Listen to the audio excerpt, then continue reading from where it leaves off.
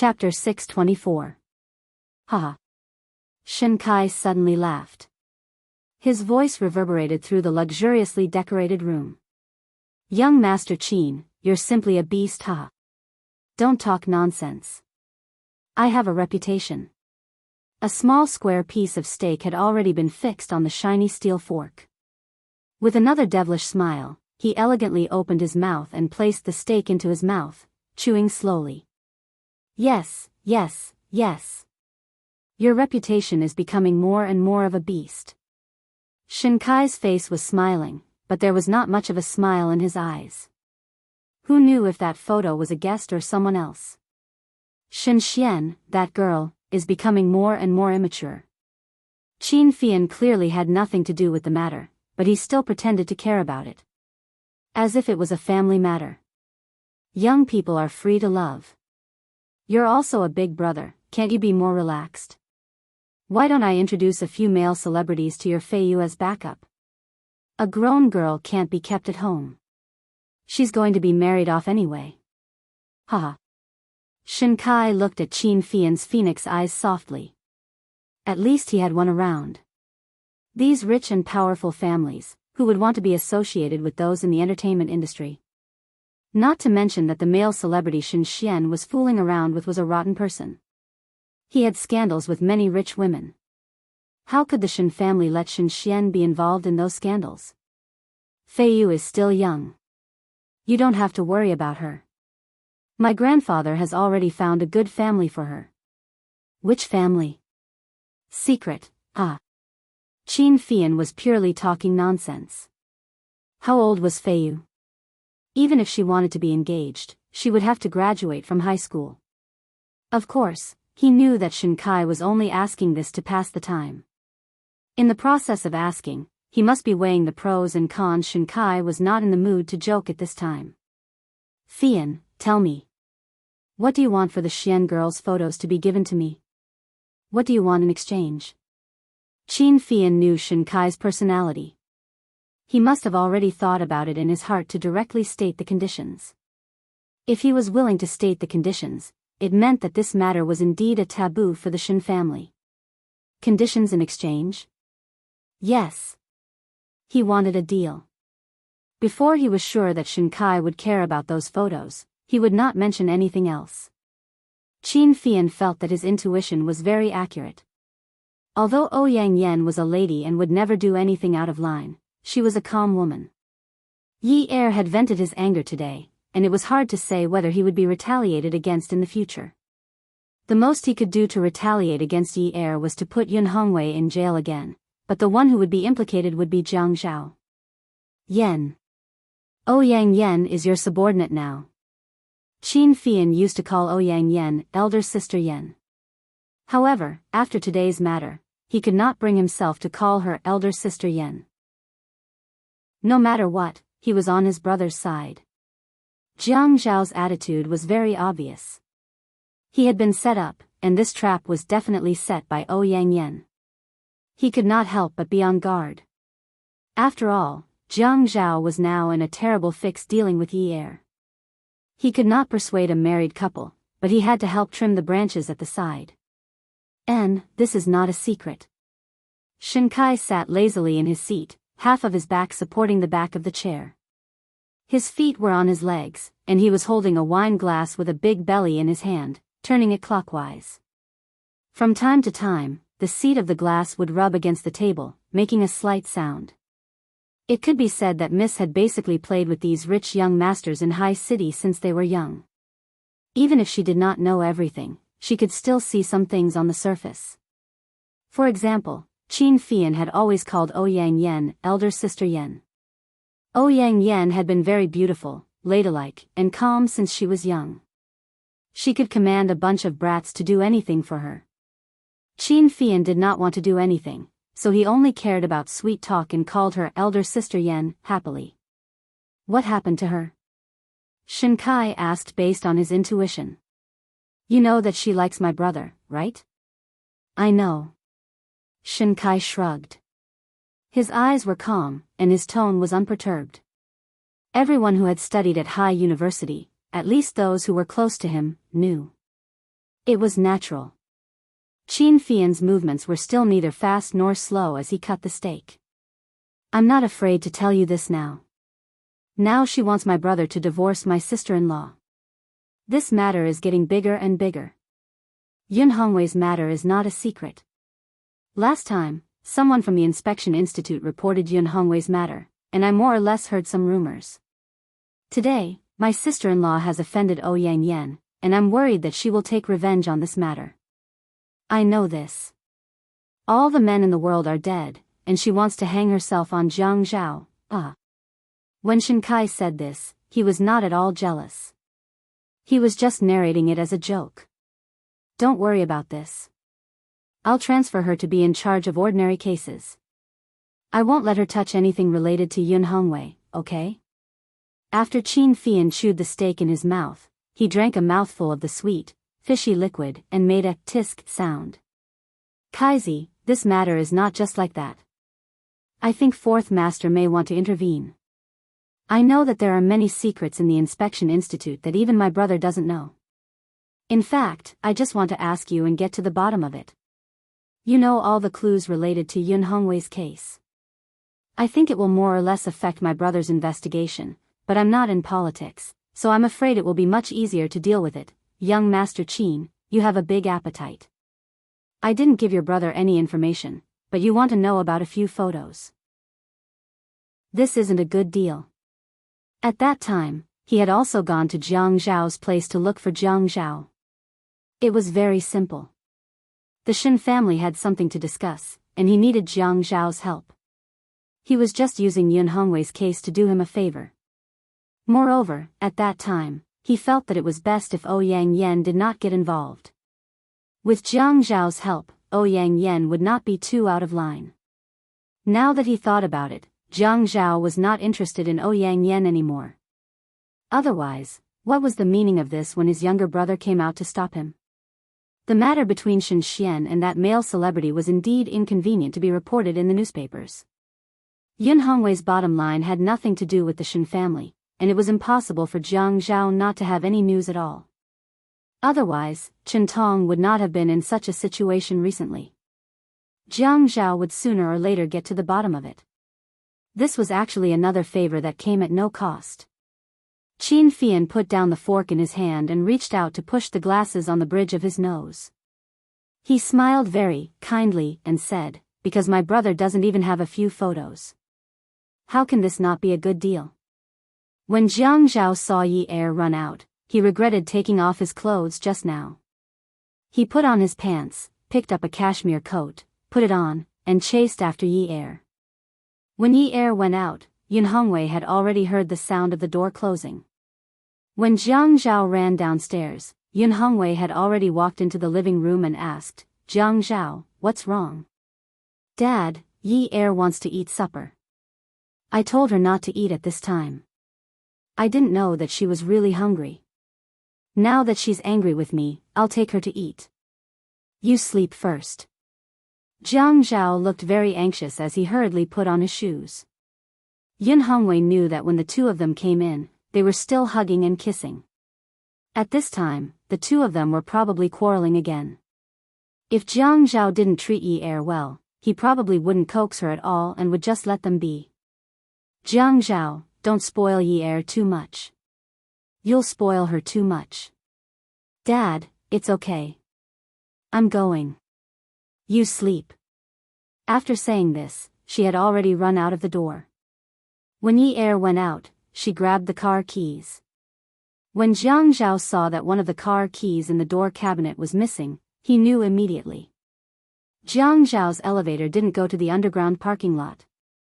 Instead, it went to the first floor and then rushed to the exit of the parking lot. He waited there to block Yi Er. If he went to the underground parking lot, he definitely wouldn't be able to catch up with her. When he came out of the parking lot, he had to swipe his card. It would take some time, and it would take him some time to get dressed. Yi Er kept biting her lip as she ran to the parking lot. She pressed the lock, pulled the door open, and sat in the car. After she got in, she leaned over the steering wheel and wailed loudly.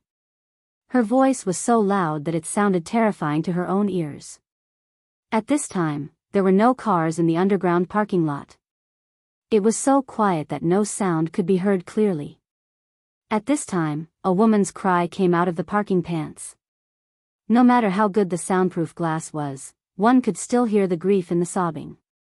In this enclosed space, she didn't have to worry about her father being sad when he heard her cry. She could cry out all the frustrations and pain in her heart. She let them flow out with her tears until she cried dry.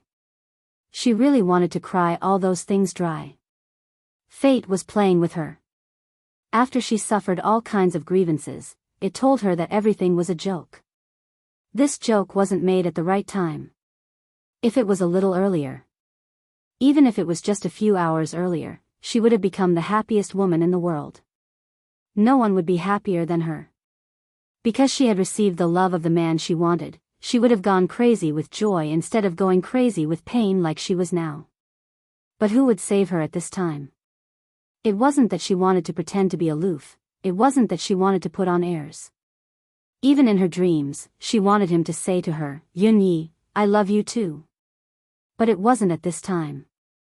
Wasn't it when he had just climbed out of bed with the Ouyang Yen and told her that he had nothing to do with the Ouyang Yen and that they had nothing to do with each other a long time ago? Did he think she was a pig? She had seen it with her own eyes. But in order to not get a divorce, he had said that he had nothing to do with the Ouyang Yen. She had always thought that he was a responsible man, but now he was trying to shirk his responsibilities. The moment she closed her eyes, she would see two bodies hugging each other as they slept. She could still think of more. Before she fell asleep, all the details were as real as if she had seen it with her own eyes. This feeling was like a knife stabbing her with all its might. It was too life-threatening. Jiang Zhao stood at the entrance of the parking lot. He wasn't wearing any underwear or a sweater, only a cashmere coat. At this time, he felt a little empty. The weather was very cold at this time. When the cold wind blew, it directly entered his body through his sleeves. It was very bone-chilling. As he expected, the sound of tires peeling on the speed bump came from the ground. He heard the beep of the card being swiped, and the sound of the tires peeling on the speed bump continued. He could hear his car and the sound of the engine.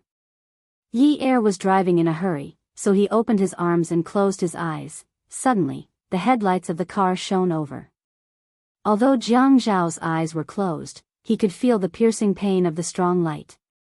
Yi Er pressed the horn, but Jiang Zhao still didn't open his eyes. Even if she wanted to kill him today, he wouldn't let her run out like this. Attention, Hongcha 866. Chapter 625. The wheels on the anti-skid belt sped up quickly, then came to a stop with a screech of the brakes. His grip on the steering wheel was so tight that the veins on his hands could be seen clearly. Jiang Zhao stood in the same spot, one hand still raised, the other hand in his pocket, feeling for the spare car keys in his pocket. He shouted at Yi Er, "Yun-yi, get out." Yi Er was unmoved. She put the car in neutral and stepped on the accelerator. She wanted the other party to hear her anger and yell and immediately give in.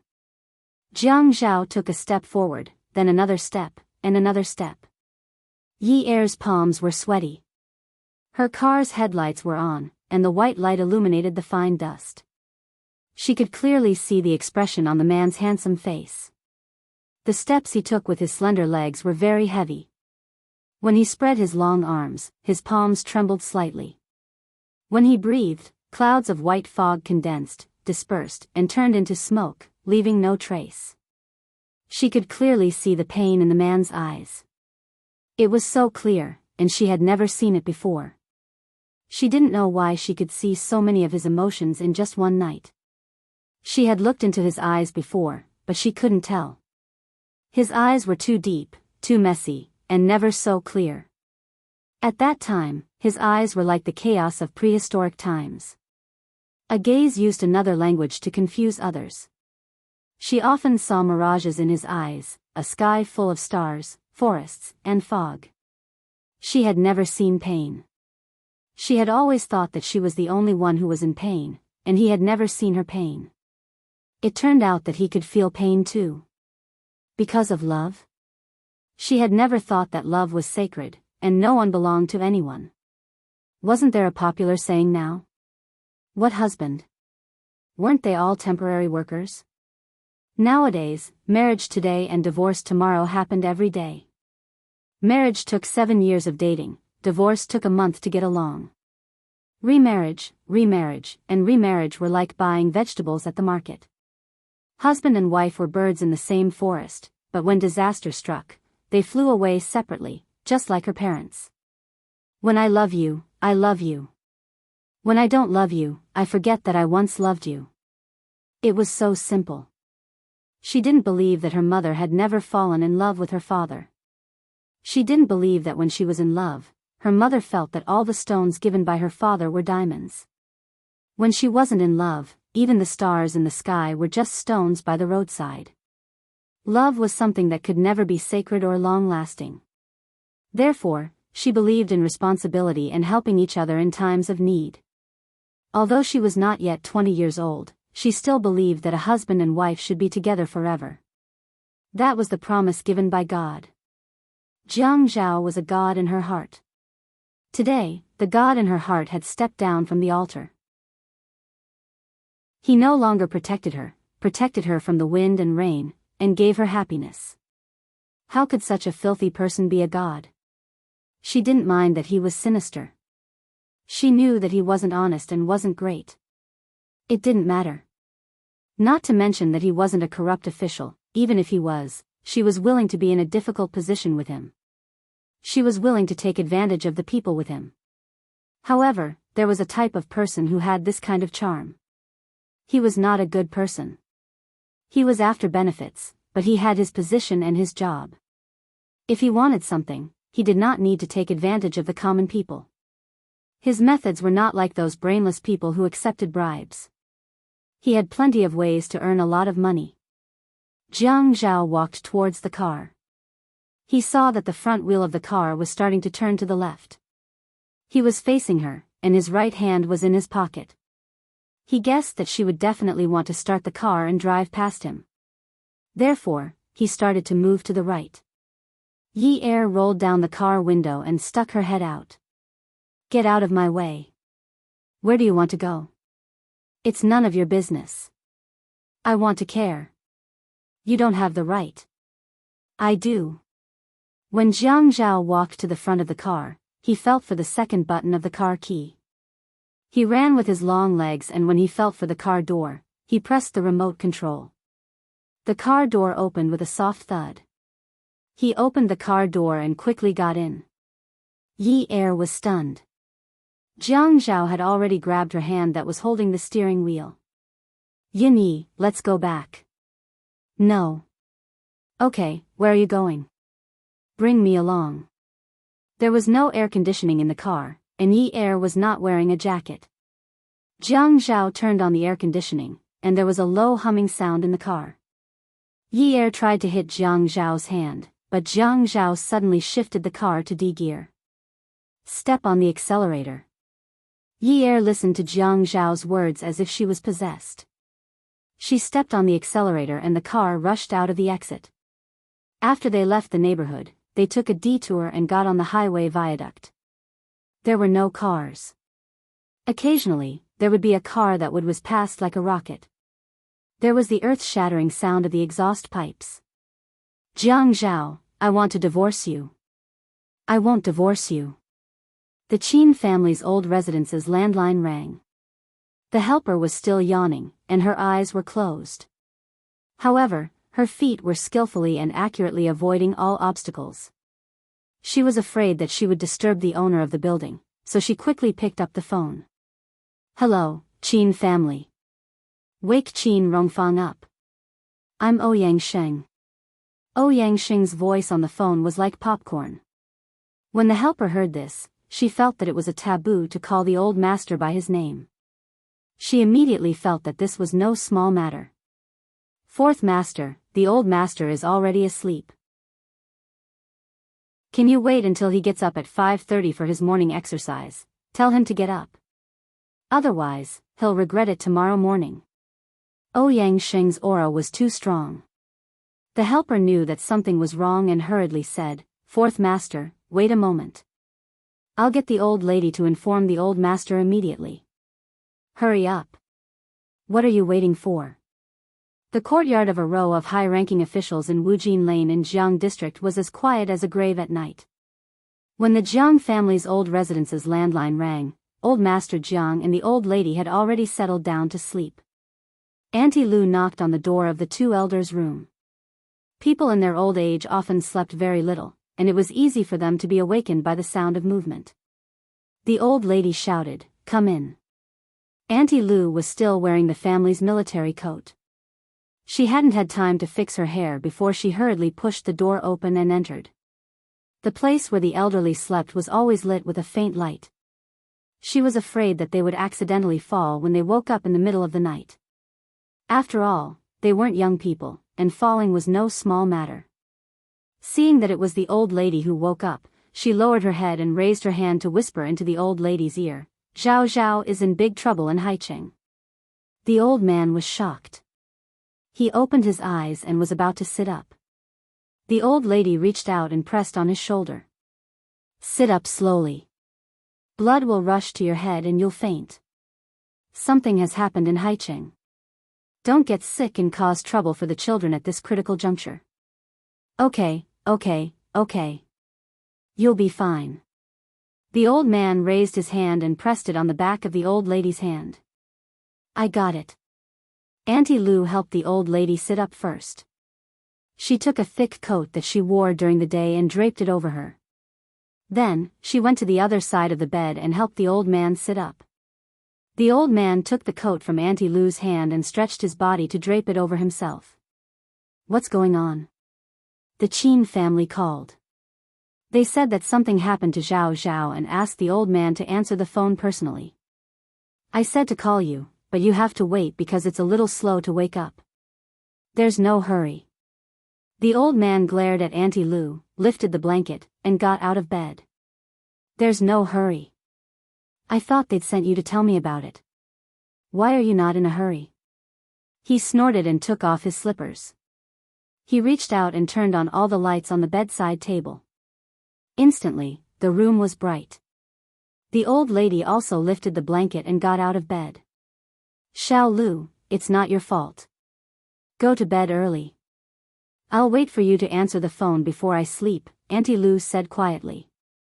She was used to the old man's temper, so she didn't think much of it. She was just nervous. No matter how nervous she was afraid that the two old men would be too anxious and dizzy. "Go and hang up the phone in the living room. I'll turn on my phone and call them."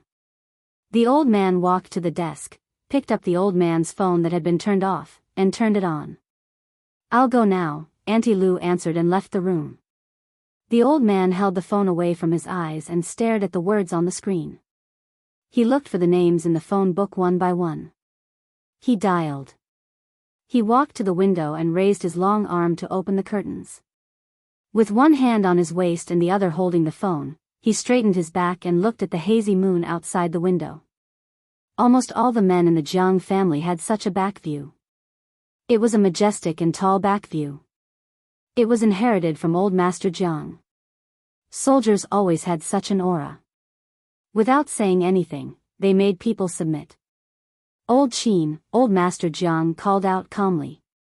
He didn't sound like the usual old fart. After the photo scandal last time, the Qin family didn't call the Jiang family. This time, it was in the middle of the night. Old Master Jiang didn't want to make a big fuss out of anger. He wanted to figure out what was going on as soon as possible. "Old Jiang, I'm afraid you'll have to come over this time." He went straight to the point. "What happened to Zhao Zhao?" He was straightforward. He asked the reason. "I'm afraid Zhao Zhao is going to get a divorce this time." "Divorce?" Old Master Jiang repeated in a doubtful voice. When the old lady heard this, she hurriedly walked over with her small walking stick and said softly, "Use the speakerphone." The old man held the phone further away. When he saw the speakerphone button, he pressed it. Qin Rongfang's voice on the phone was also regretful. "You know about the family Ouyang. The old man frowned. Hasn't it been so many years? When Zhao Zhao was about to get married last time, I was wondering why that girl came back. What's going on? Tonight, Zhao Zhao slept in little Yan's bed. Just a while ago, Ouyang Xing called and flipped out. The old man's chest rose. Bastard. He's still fooling around outside after getting married. Didn't you settle it last time? How many days has that scandal been spreading? Old Jiang. This matter has already happened. What do you think we should do? What should we do? Zhao Zhao slept in his ex-girlfriend's bed, and you're asking me what to do. There's more. What else? Can't you just say it all in one breath? The old man couldn't control his anger. The old lady held her small walking stick in her hand and stomped it on the wooden floor. The old man's voice was a little softer. Finish it in one go. Granddaughter-in-law made a scene at the door and beat up that girl from the family Ouyang.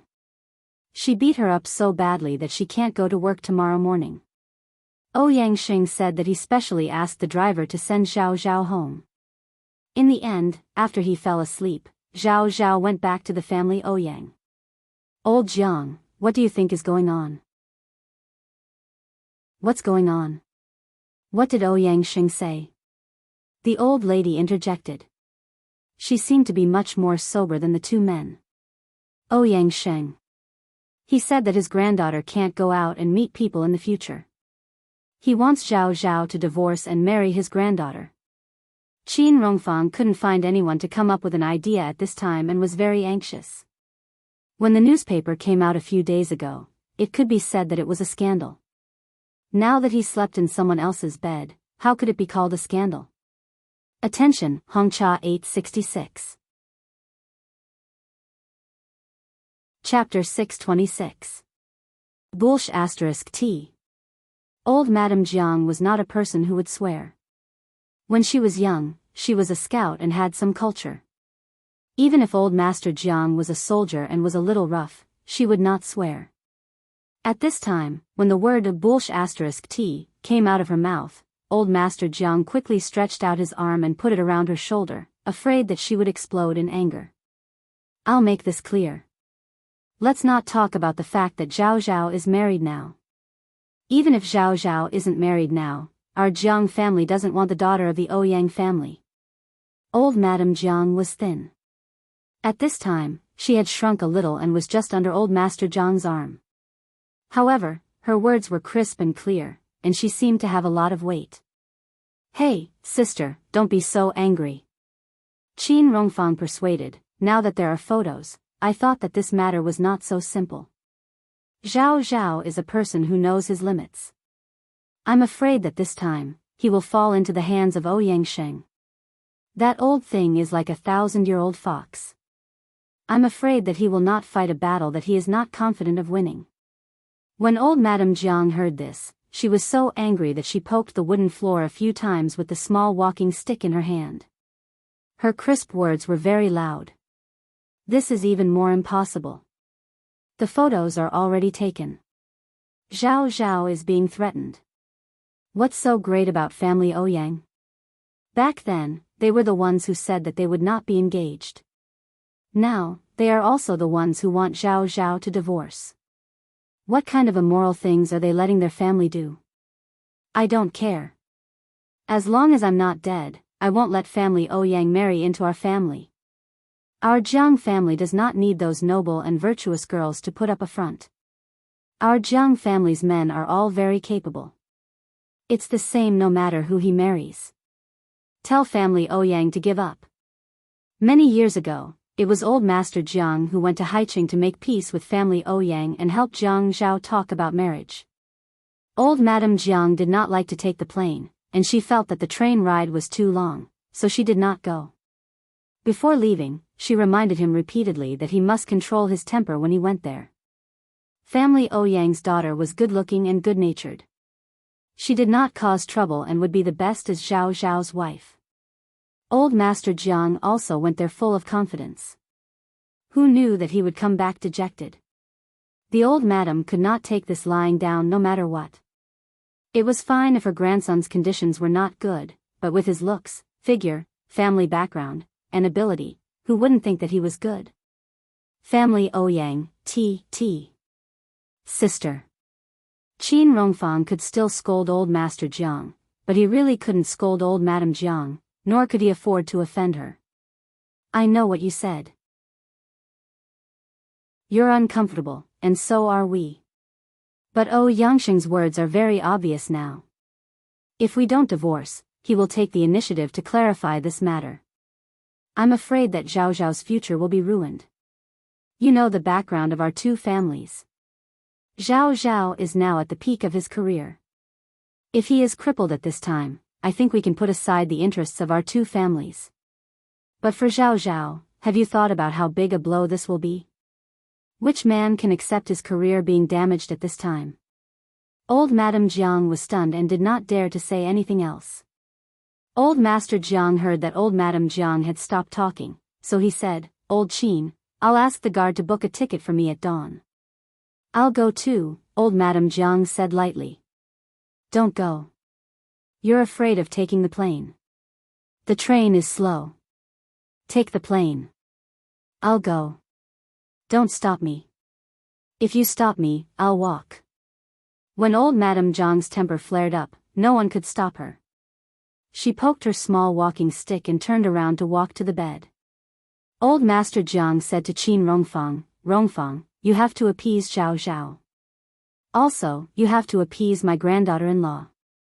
That girl who hit the family Ouyang Sheng, that old thing, is ruthless. Old Madame Jiang was about to lean her walking stick against the bedside table. When she heard this, she immediately turned around to look at old Master Jiang and said angrily, Well done. She deserved it. I said that girl was right. She can't even deal with a wild woman who slept with her own man. How can she be the daughter-in-law of the Jiang family? In the snow garden of Jiang district, there was an old house with a fence. Tall rows of trees blocked all the scenery outside the fence. This was the largest and most low-key wealthy family in Jiang district. At night, the metasequoia trees stood tall in the snow garden. The road was peaceful, and there would be faint street lights on the pond, reflecting the wrinkled water ripples caused by the wind. The villa fell asleep quietly. In the Hawaiian-style villa, Jiang Rui lifted the quilt and got out of bed. Xiang Wan asked softly, What's wrong? Sleep with your son. There's a call from the old house. I'll go out to answer it. Jiang Rui was afraid that old Master Jiang would wait for too long, so he quickly left the room. He opened the door of the floor-to-ceiling window in the living room and walked to the glass fence to answer the call. Grandpa, it's so late. What happened? The man's handsome face shone in the huge snow garden. His tall and straight body was only wearing thin pajamas. In the winter night, he didn't feel cold at all. Instead, he looked strong and healthy. Rui, I've booked a flight to High City with your grandma tomorrow morning. Something happened to Zhao Zhao. I won't go over to pick up Mian and bring him to the old house tomorrow. What happened to Jiang Zhao? Jiang Rui pursed his thin lips, and his facial features instantly became firm. Tonight, he was caught in bed by his wife. This matter is quite serious. First, it's that girl from the family Ouyang. Now, it's Ouyang Sheng who wants to divorce Zhao Zhao. I'm worried that Zhao Zhao's career will be affected, so I have to go over and take a look. The woman behind him came out with a robe. When Jiang Rui heard the noise, he turned around and saw Xiang Wan stepping over the sliding door of the floor-to-ceiling window. He was afraid that his grandpa's voice was too loud and felt awkward. Xiang Wan, go to sleep. Don't worry about me. He reached out to take the robe from the woman and put it on in front of her. Then he patted her back. Go quickly. If Mian doesn't manage to touch you, he'll cause trouble again. Old Master Jiang quickly said, Let Xiang Wan take care of Mian. Xiang Wan smiled and nodded. Jiang Rui saw Xiang Wan enter the house and said to old Master Jiang, Grandpa, Grandma doesn't like to take the plane, right? She doesn't like the air pressure. She insists on going. I can't stop her. She's very anxious. How about this? I'll arrange a private jet. You don't need to book a ticket.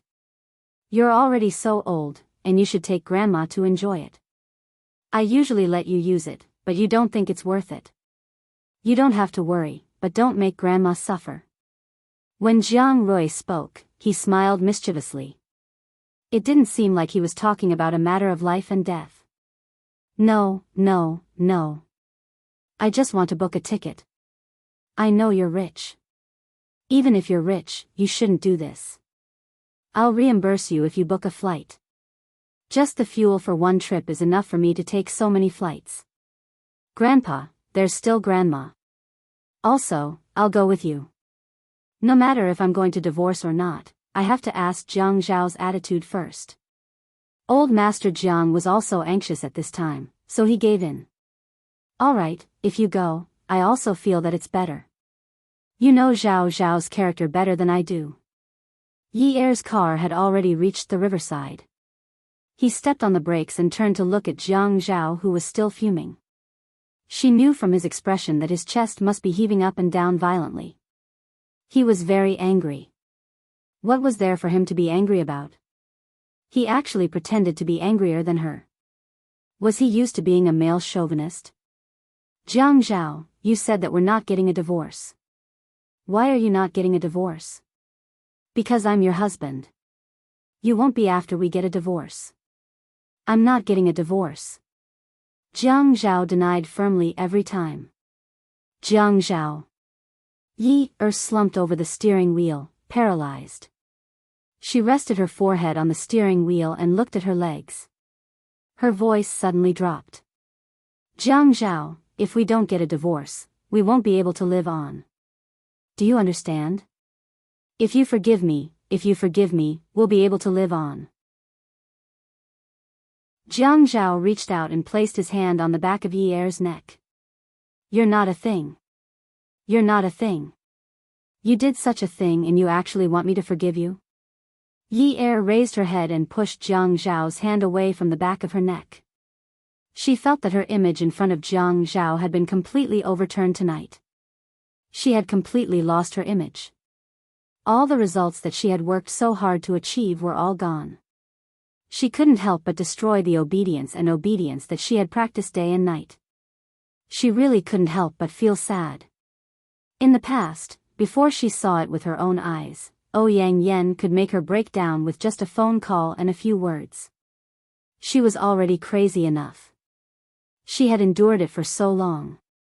Today, she caught him in bed and finally couldn't take it anymore. Yet he still had the nerve to ask her to forgive him? How could she forgive him? Who could forgive him? She didn't know. She didn't have any experience. She only knew that she couldn't take it, couldn't accept it, couldn't face such a reality. She hated herself for asking for it. She hated him even more for letting her see it with her own eyes.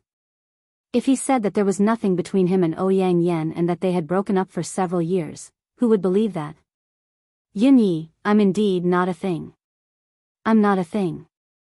You can scold me however you like, okay? Yi Er looked at the blue sky in the distance. In the blue sky was a bed.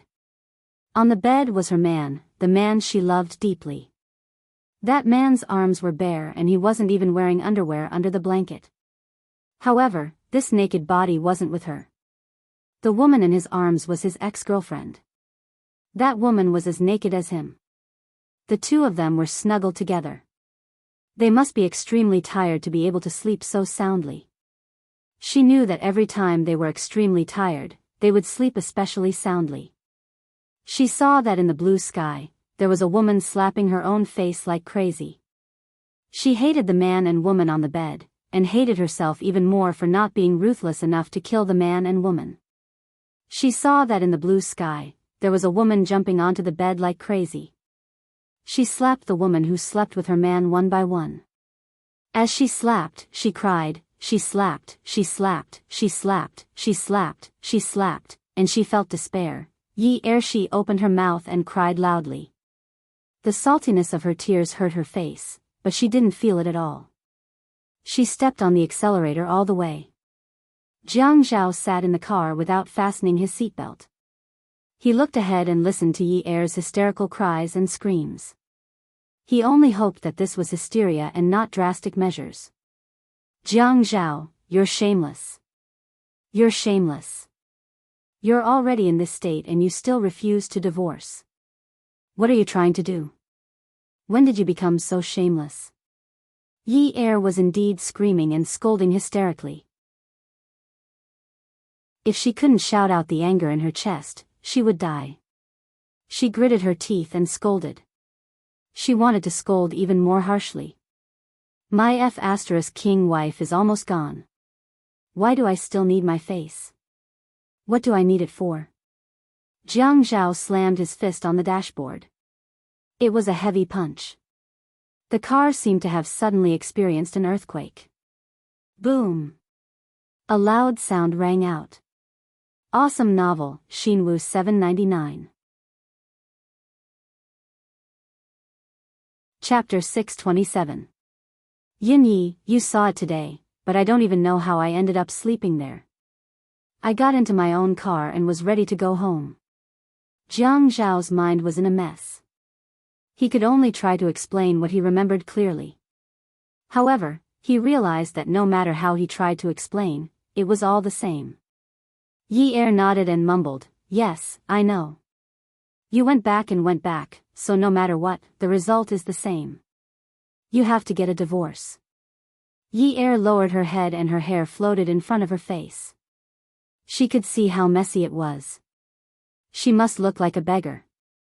She didn't know where her arrogance came from. In the past, when she thought he didn't love her, she never dared to push her luck like this. But she swore to God that she didn't have any intention of doing so. She just felt that they couldn't live together anymore. If she didn't love him, then so be it. Even if he slept with other women every day, she would still be able to live on. But damn it, she loved him. This kind of life would become a kind of torture. In just a few hours, she felt like she had lost her original form. She was in so much pain that she lost her original form. Jiang Zhao felt that it was because he cared too much about his face that he ended up like this. He clearly didn't want to, but now it was confirmed that he had cheated. He was caught in bed and found the underwear under the blanket in front of everyone. No matter how he tried to explain, it would just be a quibble. No one would care about his original intentions or the process. The result was too fatal. He didn't care about that now. If she said he was a good-for-nothing, he was a good-for-nothing. If she said he was shameless, he was shameless. But divorce? Don't even think about it. Don't even think about it. Anyway, he was a good-for-nothing. He was shameless. Divorce? No way. Yi Er had always known that Jiang Zhao was domineering. It had never changed. She didn't expect him to be so domineering at a time like this. If she did such a thing, she wouldn't have the face to be like him. Jiang Zhao, fine. You have guts. If you don't divorce, I'll go sleep with other men.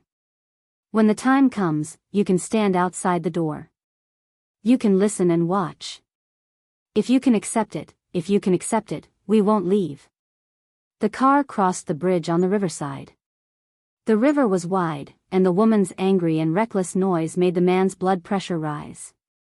It suddenly reached the limit. Stop the car. Jiang Zhao roared.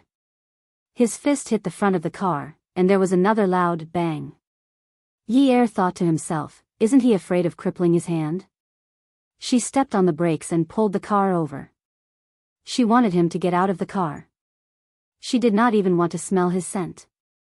The man's handsome face was covered with a layer of frost. His fists were still clenched tightly, like a hammer that was still nailed to the front desk, ready to hammer down again. His eyes were bloodshot, and from his hair to his breath, it was all anger. Was he angry? She didn't know where the feeling of vengeance came from. It was as if she could stab him with a knife. At this moment, she would be very happy. It was as if she could only hurt him as badly as she did and she would be liberated. Why should she be the only one in pain? She couldn't learn to be so open-minded. She could tolerate his male chauvinism, tolerate his temper that could explode at any time, tolerate his social engagements until late at night. In the past, when she felt that he had no feelings for her, she could tolerate it, even tolerate it. But the impurity and betrayal of her body, she couldn't tolerate it. She couldn't be open-minded. She was in pain, so she wanted revenge. Yun Yi. You want to take revenge on me. You want to take revenge on me, don't you? Fine, you want to take revenge on me. Then how about this? Jiang Zhao pressed down the window of the passenger seat and pointed out. It was the rippling surface of the river and the wider blue sky. I'll jump off this bridge. If I can swim ashore alive, you'll forgive me and we'll live a good life again. If I die, you can King sleep with whoever you want. I don't care. The tendons on the man's face, forehead, and neck all popped out. He looked terrifying and ferocious. When his voice exploded, it seemed as if there were rings of extremely powerful air currents. Yi Er felt as if her eardrums were about to burst. She felt as if the man's eyes and pores were about to bleed. She couldn't help but tremble. When the car door opened, Yi Er's heart skipped a beat. By the time she understood what the man said, the door to the passenger seat had already been slammed shut with a bang. Yi Er opened the car door and rushed out. She grabbed onto Jiang Zhao, who had already climbed onto the railing. She hugged his waist, not daring to let go. Jiang Zhao knew that he couldn't be forgiven. Really, there was no way to forgive him. When he heard what Yi Er said, he knew that he had to punish himself severely. He couldn't take it. He couldn't take it just by listening to it. If she slept with another man and asked him to listen and watch, he would definitely kill someone. Then he would die with her and be done with it. He didn't dare to ask for Yi Er's forgiveness anymore. Even he couldn't accept the result, so what right did he have to ask for her forgiveness? Today's incident, regardless of whether or not anyone had harmed him, since he had already let her down, then it was his fault. He didn't know what reason meant at this moment. Ever since she had rushed into Ouyang Yan's room and slapped him, his reason had not successfully entered his brain. His brain was either rapidly frozen or rapidly ignited. Every time he wanted to calm down, she would suddenly shout, sob, roar, or tear. Every time he wanted to calm down, she would suddenly shout, sob, roar, or tear. Every time she said something, the reason he wanted to establish would instantly collapse. He didn't know what he had experienced in the past few months when he was with her to end up like this. Nothing earth-shattering happened, right? How did he end up like this? Yi Er knew Jiang Zhao's temperament. She also understood the look in his eyes before he got out of the car. He wasn't joking. If he was joking, the light in his eyes wouldn't be so resolute and ruthless. Ruthless. If he jumped into the river from this bridge, not to mention how deep the river was and how fast the current was, just the water resistance alone would be enough to smash his internal organs into pieces. If he didn't have any skill in diving, he would die instantly even if he didn't drown. Jiang Zhao. Get down here. Yi Er dragged him forcefully, but how could she control the man's strength? No. Let's end this today. I'm not seeking death. Why are you jumping into the river? She was really going to be angered to death by this man. She was a woman. She was a woman who caught her husband cheating on her. Now that she didn't slit her wrists, he wanted to jump into the river. Jiang Zhao frowned. He grabbed the railing and refused to be dragged down by Yi Er. He argued, I'm not seeking death. I'm not threatening anyone. I'm giving myself a chance. If you don't give it to me, I'll find a chance for myself. Yi Er hugged Jiang Zhao's waist and buried her head in his waist. Jiang Zhao, you're not allowed to jump. If you jump, you'll bring me down. I don't want to die. You're not allowed to jump. I didn't ask you to jump with me. I know how to swim. I can definitely swim to the shore. Yi Er raised her head. The lights on the bridge were orange and warm. The high wattage lights were reflected on the river surface. The undulating river surface looked like it was sprinkled with countless diamonds. When the water rippled, the diamonds flickered and shimmered. She saw that the man was naked from his neck to his chest. His coat had a large collar, and a large part of his chest was exposed. The wind on the river pierced her bones, and she shivered. The man's gaze was still firm and determined.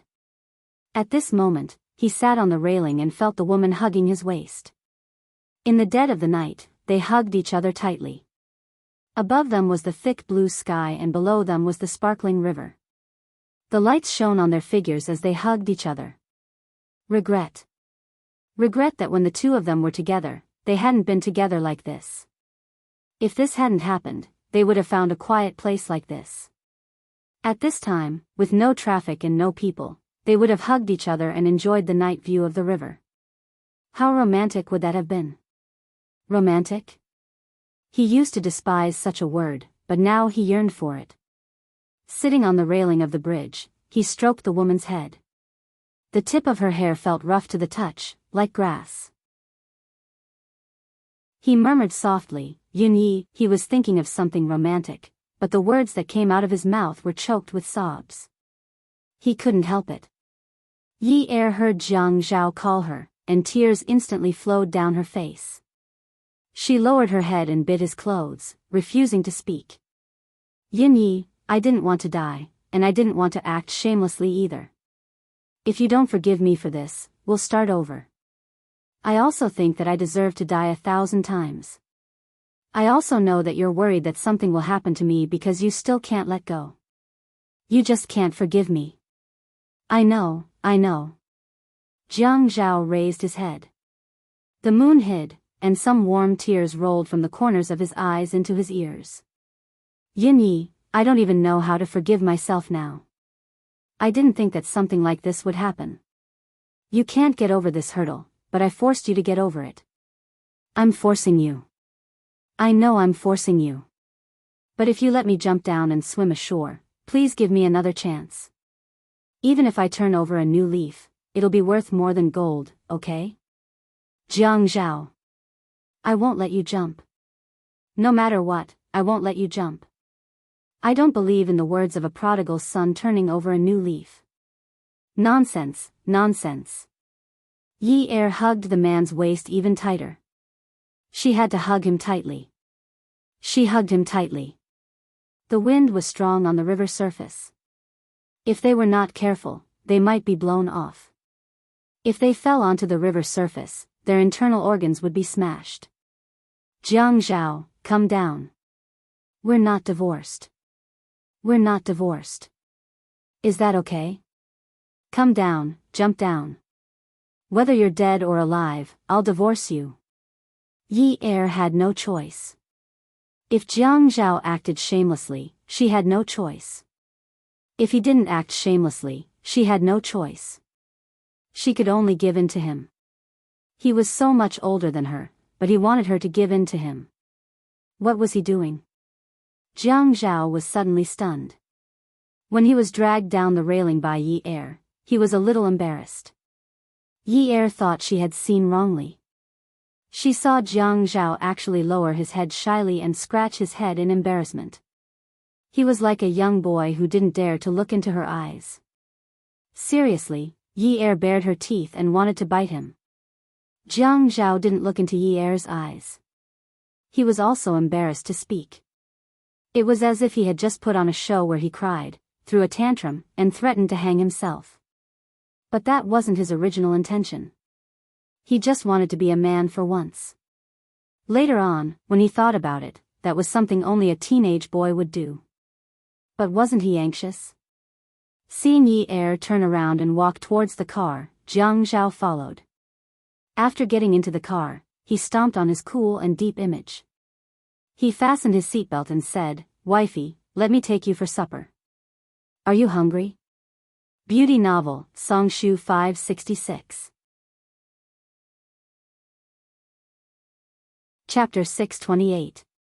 Look at how you're dressed. Do you still have the face to go out for supper? Yi Er felt that she was so unlucky. She was clearly the one who had suffered a huge grievance today, yet now she had to turn around and comfort him. She was even afraid that he would commit suicide. What kind of world was this? TMD. It's nothing. I'm just taking my wife out for a meal. What's wrong with wearing anything? Jiang Zhao was blindly trying to please Yi. Looking at himself wearing a cashmere coat with a large lapel, he really looked very comical. If taking her out for supper like this could make her happy, then it didn't matter. Jiang Zhao, we don't have to get a divorce, but we need to sign a separation agreement. After 2 years of separation, when you're not so stubborn anymore, we can officially separate. Yi was no longer impulsive. She tried her best to remain calm. In any case, between them, she could never be too emotional. Ever since her father's accident, she had to mature. Her life was like this. Since he wasn't calm, then let her calm down. Yun Yi. You're F***king playing with me. The man roared angrily. The smile that had just crept up to his eyebrows instantly froze into ice shards. The sharp ice shards smashed into a person's body, causing them to feel pain. Qin Rongfang called Jiang Zhao's cell phone, but no one picked up. He called Yi's cell phone, but no one picked up. Meanwhile, in Jiang Zhao's home in mansion number 9, Jiang Zhao and Yi's cell phones kept ringing in their room on the second floor. Qin Rongfang then called Qin Fian. Qin Fian had just parted ways with Shen Kai. When he received Qin Rongfang's call and inquiry, he recounted everything that had happened that night in full detail. After listening to both sides, Qin Rongfang had an idea in his heart. Grandpa, I don't think the family Ouyang will make a big deal out of this. Qin Fian left Shen Kai's neighborhood and drove in the direction of the Qin family's old mansion. Why?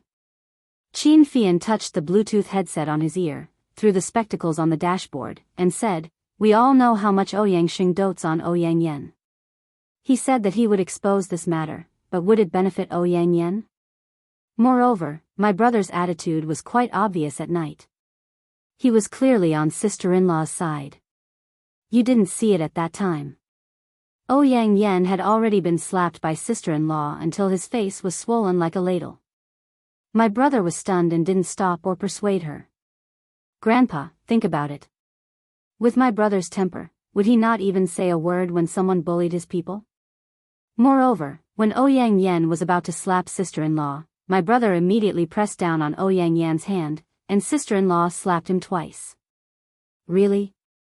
Although Qin Rongfang frowned, he then smiled and said, Yi, this girl has a bit of a temper. She usually looks like a very gentle girl. Qin Fian sneered. Yi's temper was indeed gentle in front of Qin Rongfang. Except for the day of the proposal, she was always gentle in the Qin family. When she wasn't in front of the old man, she was much more lively. If Grandpa saw what happened at night, he didn't know how shocked he would be. Isn't that so?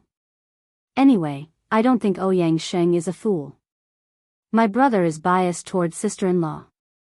If he makes a big deal out of it, what if my brother goes all out and doesn't care about anything? Ouyang Yan really can't stay in High City. Moreover, Grandpa, you know that my brother's temper really isn't something that can be threatened. When the time comes, it'll be difficult for the family Ouyang to handle. Qin Rongfang said solemnly. It's easy to make enemies, but not easy to make enemies. The family Ouyang is a big family. We can't easily make enemies with them. If you don't believe me, just wait and see. Once my brother pacifies sister-in-law, if Ouyang Xing dares to jump out and threaten him, he will definitely go against the Ouyang family regardless of the family's objections. In any case, I can see that sister-in-law has been deeply hurt by Ouyang Yan's matter. My brother will probably have a hard time pacifying her, and if he doesn't get even with her, then he won't be Jiang Zhao. It's normal that she didn't answer the phone. Don't worry, I'll go back to the house and tell you that I didn't sleep last night. I won't go to work tomorrow. Up to you. You're lazy anyway. Yun Yi. You're playing with me. You just agreed to it. Jiang Zhao realized that it was especially easy for him to lose control now. Yi Er clearly said that she wouldn't divorce him, but now she said that she wanted to sign a separation agreement. Even if she didn't say anything, he knew that he couldn't sign it. After signing the separation agreement, they would have to divorce after the separation agreement expired. Was he stupid? If they didn't divorce now, would they divorce in 2 years? I didn't. Yi Er continued to drive. She got off the bridge that crossed the river and drove towards the suburbs. She was very awake and didn't want to sleep at all. You lied to me. Jiang Zhao was completely like a child at this moment. He didn't care if he was in the wrong today. He just wanted to shout at Yi Er with a louder voice. Go back and suppress it. You're really shameless. How dare you say that I lied to you? Yi Er gritted her teeth angrily. She was going to suffer internal injuries because of him. Jiang Zhao lowered his shoulders and looked at Yi Er. He reached out and rubbed his face. Then he exhaled. The pitiful expression in his eyes was so pitiful that he wished he could stuff it all into Yi Er's eyes. Yin Yi, I don't have a face, but you do. So don't lie to me. Just now, you said that you wouldn't divorce me, so you'll never divorce me. Damn you. I don't have a face either. Don't talk to me about that nonsense. Jiang Zhao suddenly smiled and pulled the sleeve of Yi Er's sweater that was sticking to her forearm like a lackey. Heh, then wouldn't the two of us, who are shameless, be able to live the rest of our lives together?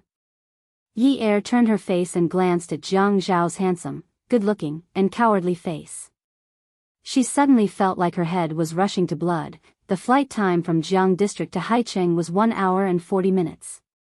When Qin Rongfang and Qin Fian picked up Old Master Jiang, Old Madam Jiang, Xiang Wan, and Little Mianmian, it was already late at night. It was already 11:00 in the morning. Old Madam Jiang didn't have any physical reaction. When she saw Qin Rongfang and Qin Fian, she hurriedly walked towards the exit with her walking stick. Little Mianmian didn't want the nanny to carry him, so Jiang Rui carried him in his arms. Xiang Wan chased after Old Madam Jiang to help her. Grandma, please walk slowly. Xiang Wan, you take care of Mianmian. I was a sprinter when I was young. This speed isn't considered fast. Qin Rongfang just called out, Sister. Qin Fian pushed his glasses. Grandpa, that's so old-fashioned. It's so unpleasant to hear you call her sister. You're already so old, but you make it sound like you're flirting with a girl. Qin Rongfang glared at him. Old Master Jiang, Old Madam Jiang, and Qin Rongfang sat in the same car. Qin Fian received the young man. Old Madam Jiang sat in the back and patted the back of the front passenger seat. I can't get through to Zhao Zhao's phone. What's going on? How big is this matter going to get? Qin Rongfang sat in the front and didn't turn his head. His face was full of worry. Zhao Zhao didn't go to work, and there's no one at home. They didn't bring their mobile phones. I went to check the CCTV just now, and the car drove out. Fian told me not to worry and that Zhao Zhao knows what he's doing. Sigh, Zhao Zhao has been working for so many years, and he has never said that he doesn't go to work. I asked Lai Qing to call him personally to ask for leave. Old Master Zhang's face darkened. He's getting more and more outrageous. His voice immediately lowered. Could there be an accident? Now I've asked Lai Qing to arrange people to look for him. I just thought of using his car's GPS to look for him. I knew it wouldn't be so smooth. Old Madam Jiang listened to the two men talk for a while, but she didn't say anything. Finally, she patted the back of the front seat. Her small walking stick was nestled under her wrinkled hands.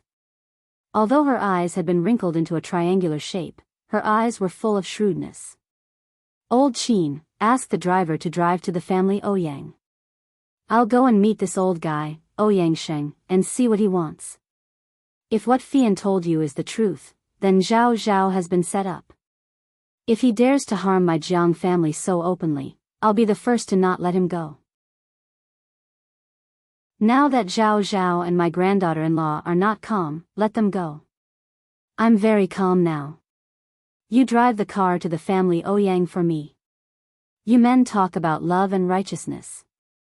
I'm a woman, I don't talk about that. Old Master Jiang saw that the old lady was a little serious, but he was also a little worried that her body couldn't calm down. He reached out and stroked her knee. Don't get involved. I'll settle these matters with old Qin. You'll solve them? Old Madame Jiang's small and capable appearance shook. She raised her chin. The skin on her neck was a little loose, but her chin was still raised firmly. A man's responsibility is to clean up a mess. When I can't solve it, you'll clean up the mess for me. The stall will be fine. I've been holding back this anger for several years. Last time, it was you who lost face, and it was me who was slapped in the face. This time, I want to see if his family Ouyang thinks he should do whatever he wants. Old Master Jiang glanced at Qin Rongfang in the front seat. Qin Rongfang couldn't wait for old Madame Jiang to come forward, but he didn't say anything. After all, in High City, the family Ouyang always met the Qin family face to face. Sometimes, when they did something that offended people, they felt a little uncomfortable. Moreover, whether or not it was a trap this time, his grandson slept with someone else's granddaughter. Moreover, how could a man say these things? This matter was settled like this. The two high-end cars drove one after another to the family Ouyang's old residence. When they arrived at the family Ouyang, Qin Fian was called by Qin Fian to find Jiang Zhao.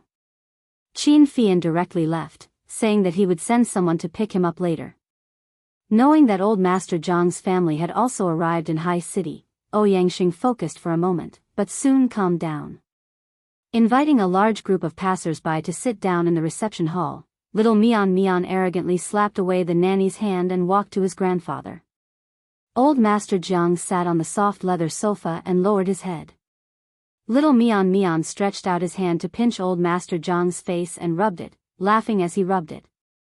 When he caught old Master Jiang's nose, he stood on his tiptoes and stretched out his mouth to bite it. Old Master Jiang deliberately laughed and dodged. He raised his hand high and gently landed on little Mian Mian's butt. Bad boy. Old Master Jiang laughed and scolded. Ouyang Sheng. Old Madam at home asked the kitchen staff to prepare the dishes. Grandma Bai sat beside old Master Jiang. She held a small walking stick in one hand and pressed it with the other.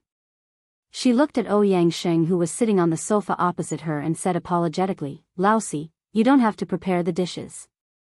With this little devil at home, we rarely bring him out to eat. He's so mischievous that I feel flustered.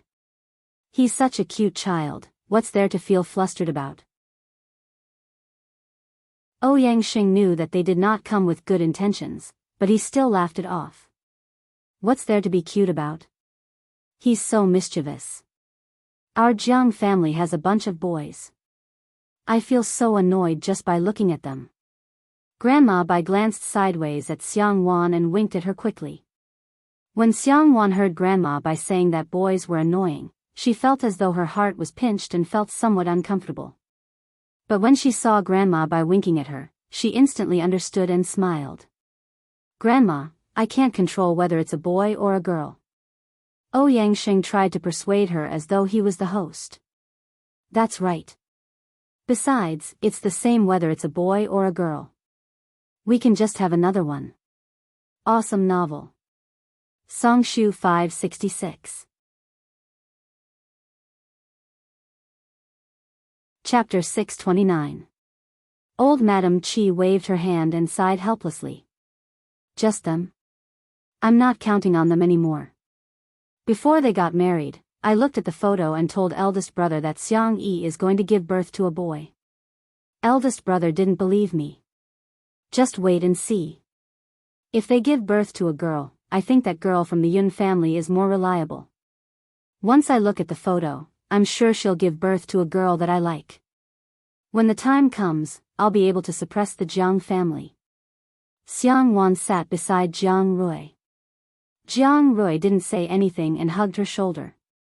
Xiang Wan put her hand on Jiang Rui's thigh and looked at old Master Jiang. She pouted. "Grandpa, look, people say that boys and girls are all the same. Yi Er hasn't given birth to a girl yet, but grandma is already biased. You have to dote on our Nyenmin more. Otherwise, how can the little sister bully her brother the moment she's born? Old Master Jiang carried little Nyenmin who was standing in front of him. The 1-year-old boy looked so adorable in his arms. He was so fair and tender that he wanted to take a bite out of him. Old Master Jiang acted as if he didn't hear anything and lowered his head to tickle little Nyenmin. Oh, my little sweetheart, let's tell great-grandma that we'll treat our little sister well in the future, okay? You can't be biased, right? Jiang Rui held Xiang Wan's hand and smiled. As an elder brother, you should give in to your little sister. You can't be so narrow-minded. You have to teach Nyenmin to be more open-minded. If you don't believe me, you can ask fourth grandpa if Hai Zi has been giving in to Yan since young. The topic of the conversation was from the Jiang family to Ouyang Yan. Although it was a topic of conversation, Ouyang Xing didn't feel comfortable at all. How could he not see that this family was acting? That girl from the Yun family would definitely give birth to a girl? Those words were obviously meant for him to hear. Humph. Hai Zi can't not give in to Yan. Girls are easy to bully. Ouyang Xing seemed to be implying something. The atmosphere instantly turned cold. Fourth brother, I won't beat around the bush anymore. I think Zhang Zhao should stand up and apologize to your Yan. The old madam touched her walking stick and opened and closed her withered hands, looking very solemn. Qin Rongfang and Master Jiang immediately calmed their breathing as they were ready to clean up the mess. Jiang Rui took little Nyenmin from old Master Jiang's arms and took little Nyang. Little Nyenmin stretched his arms and wanted to be carried by Xiang Wan. He was determined to escape from Jiang Rui's evil clutches. Xiang Wan carried little Nyenmin and said softly, "Bite daddy's nose." Little Nyenmin giggled. Apologize. What's the big deal about apologizing? Jiang Zhao must be responsible for Yan. I, Ouyang Sheng, only have one granddaughter. How can I let Jiang Zhao bully her like this? The topic was changed quickly. Old Madame Jiang liked it very much. They had made it clear in the beginning. What they needed now was to talk about the follow-up. He must be responsible for this. I won't say anything. Old Madame Jiang sighed. She took a look at old Master Jiang and then at Ouyang Sheng. Until now, I have never seen such a bastard like Jiang Zhao. You can ask old Qin about Qin Jin's divorce with Lai Qing. That's because Qin Jin minded too much about Lai Qing's past. We can't control how the men of the Jiang family play before marriage. That includes Jiang Feng. That boy is always stirring up trouble. As long as he can solve it himself, no matter if it's me or old Jiang, we will never say a word about him. That's how society is now, right? Ouyang Xing leaned back. He let out a dissatisfied snort. Old Madame Jiang's purpose was too clear. It seemed that he didn't need to laugh it off and be polite. Old Madame Jiang didn't mind and continued to sigh. I've always said that I'm old and can't keep up with this era, but I've tried my best to keep up with the pace of this era. I've always told the little wolf cubs in our family that before they get married, they can settle who they are sorry to, who they talk to, and who they sleep with. Don't make trouble at home and cause trouble for me. I'll turn a blind eye to it and won't get involved. But once they get a marriage certificate, they have to be responsible for this family. Before Xiang Yi married into our Jiang family, although she suffered some hardships, after she got married, our family treated her like our own daughter. Yi Er couldn't come over by plane because I couldn't take the plane, and Jiang Zhao didn't have time to return to Jiang district. I haven't officially drunk her tea yet, but Jiang Zhao was the one who agreed to marry his wife. Whether it was good or bad, he had to admit it. Now that he's married and has done something to let his wife down, he should be punished. Ouyang Xing sneered. Big sister, I don't like what you're saying. In the end, our Yan is the victim. Old Madame Jiang smiled and asked, your Yan was forced by our Jiang Zhao? She was willing to marry a man she didn't like? What happiness is there in such a marriage? Ouyang Sheng was stunned. Our Yan Yan naturally likes Jiang Zhao and is willing to marry him. Old Madame Jiang didn't give Ouyang Xing time to think. So you're saying that Jiang Zhao didn't force Yan Yan? Yan Yan was willing to marry Jiang Zhao? How would I know? Ouyang Xing was so anxious that his face turned red. This old woman was clearly setting a trap for him. You don't know?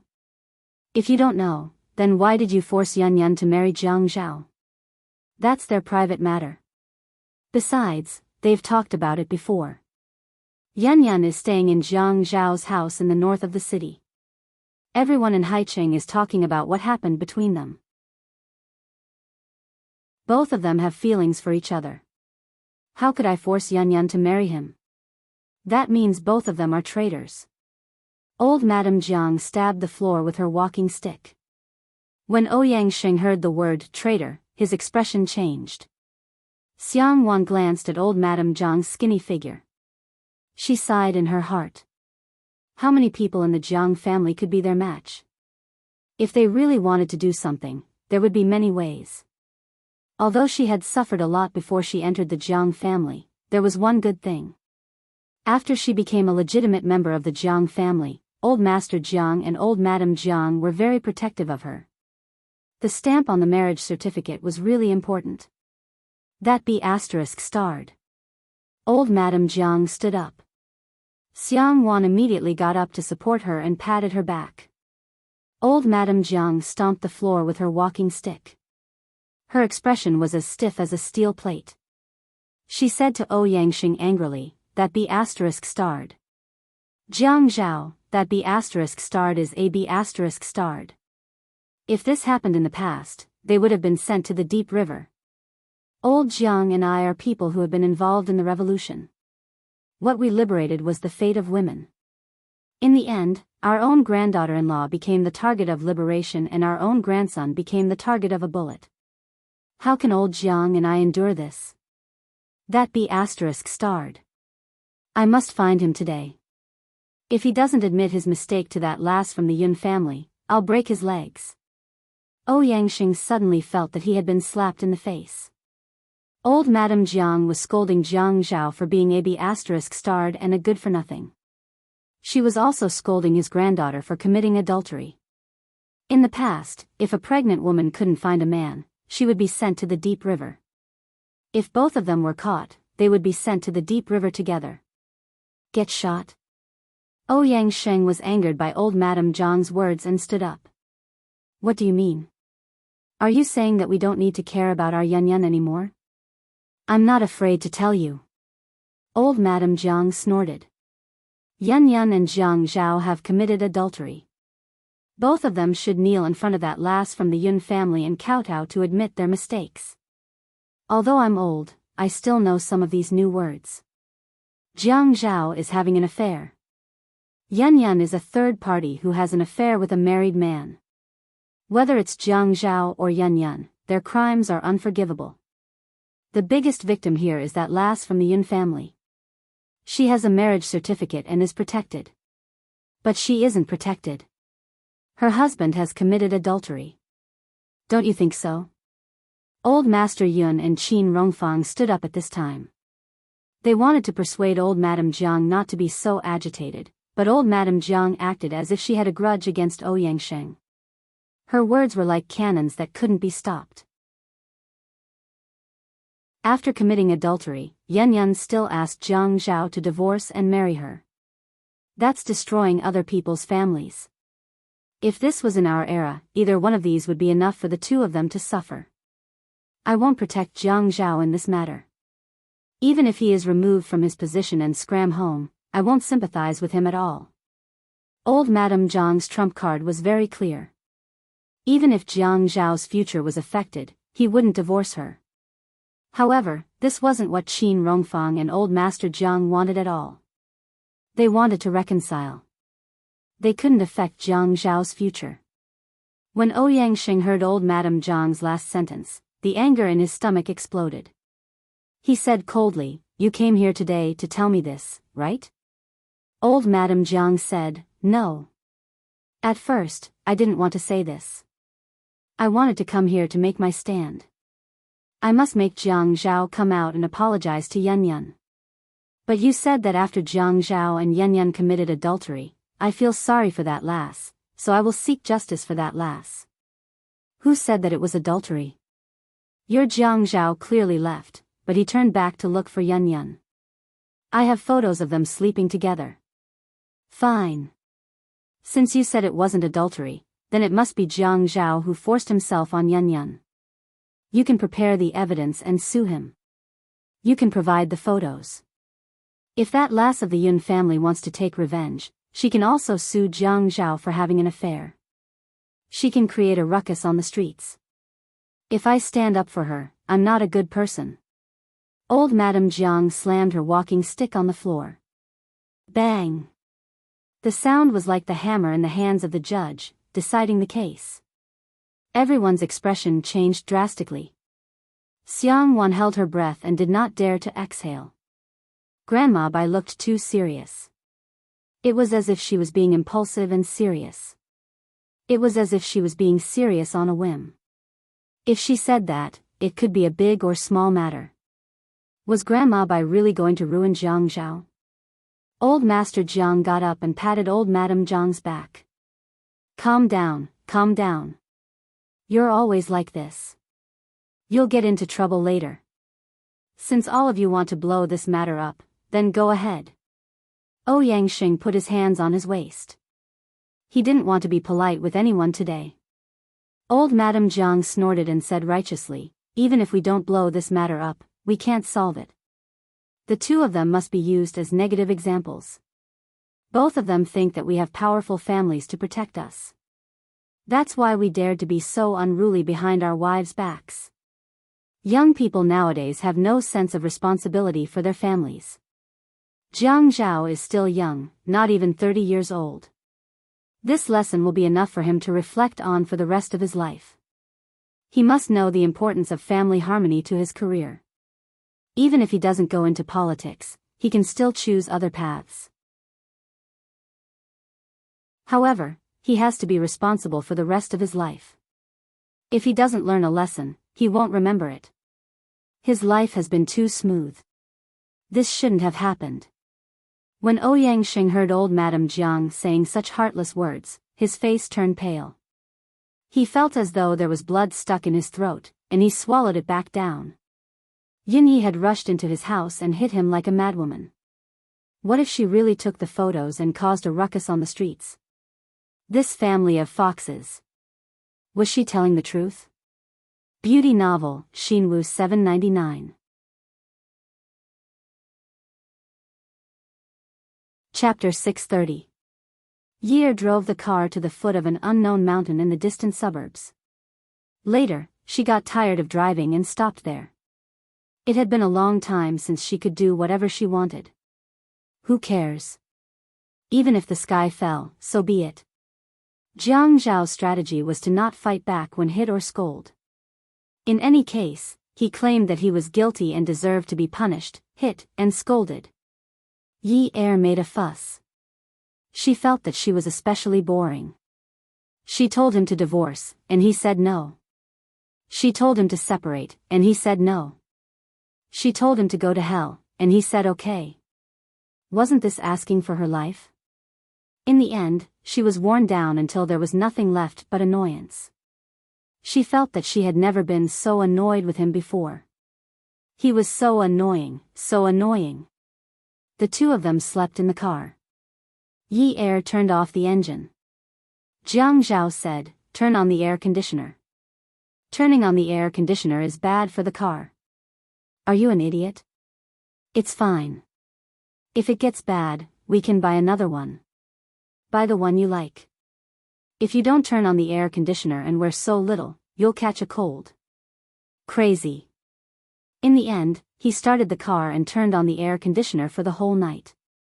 At dawn, Yi reached out and patted the chair Jiang Zhao was sleeping on. Drive the car back to work. I want to stay here for a while. Yi saw that the scenery nearby was pretty good. There were signs that looked like farmhouses, so she could stay for 2 days. She really didn't want to go back. She wanted to indulge herself and give herself a break. Jiang Zhao slept in the passenger seat. After the chair was leveled, he lay on it. His legs were still uneven. He was too long. He raised his hands and put them behind his head. I'm not going. Are you crazy? It's Monday. Jiang Zhao closed his eyes and said, I'm not crazy. I'm going to lose my wife soon. Why should I go to work? I'm not going to work.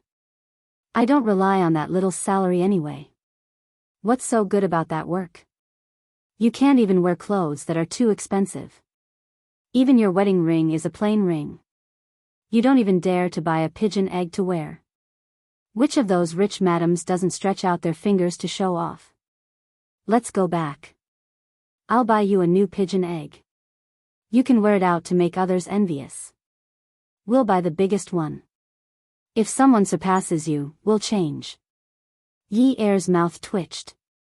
Was this guy's brain short-circuited? Lie down and pretend to be asleep. Jiang Zhao did not hear Yi Er's reply. He opened his eyes and saw Yi Er glaring at him with crooked teeth. He chuckled. What do you think?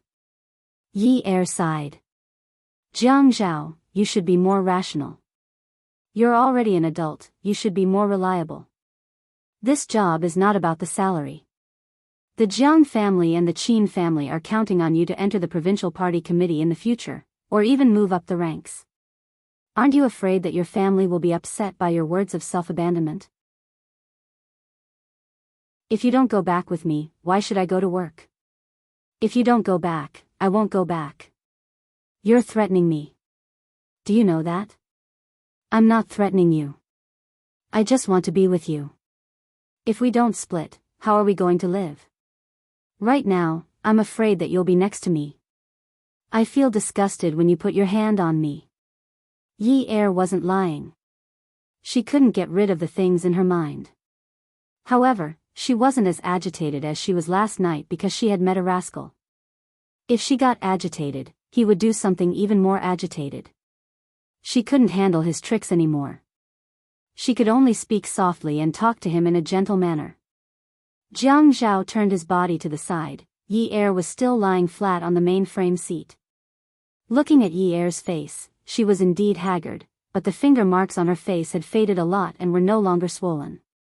He also knew that what she said was disgusting, so he tried his best not to touch her. He didn't dare to hug her, because if he hugged her, she would start to attack him again and start to be on guard. He knew that she instinctively hated him. He turned around and looked at the sky outside the skylight. She sighed. Yin Yi, have you ever thought that it wasn't easy for us to get married? You said that you wanted to marry me in front of so many people. Do you still remember that time when you called me and lied to me that you got into a car accident? When I was about to look for you, you ran out of the crowd and hugged me as soon as you ran out. I was so angry that I wanted to stomp my feet. I was worried that you had gotten into a car accident, but you played with me. You stood in front of me in perfect condition. You made me worry for nothing. I asked you what you wanted to do, and you said that you wanted to marry me. Jiang Zhao was stunned. He closed his eyes and said, What do you want to do? You said that you want to marry me. Yin Yi, I will never forget that time when you told me that you wanted to marry me. Do you know that your eyes were like fireworks at that time? It was as if the night sky was lit up all of a sudden. I still remember your tone and expression clearly. It was as if they were carved into my mind with a knife. I remember that you were so confident and firm at that time. You were like a stake that was firmly planted in front of me and I couldn't push you away. It was as if you were determined to marry me and no one could stop you. It was as if you would never regret it for the rest of your life. At that time, you were so confident that I was stunned. I will always remember where you were standing at that time. At that time, the maple leaves were red, above your head, and around you. At that time, the golden sun shone through those yezi and shone into your eyes. Yin Yi, your eyes were so bright at that time. I will never forget it for the rest of my life. Yin Yi, no matter whether you were sincere or not, do you dare to deny that you were pretending to be so determined at that time? Yi listened to him and was a little mesmerized. When she heard the man's slightly hoarse narration, she couldn't help but feel sad. She slowly said, I wasn't pretending. At that time, I already wanted to marry you. I thought that I couldn't let Yang Yan marry you. If she married you, I would become a mistress.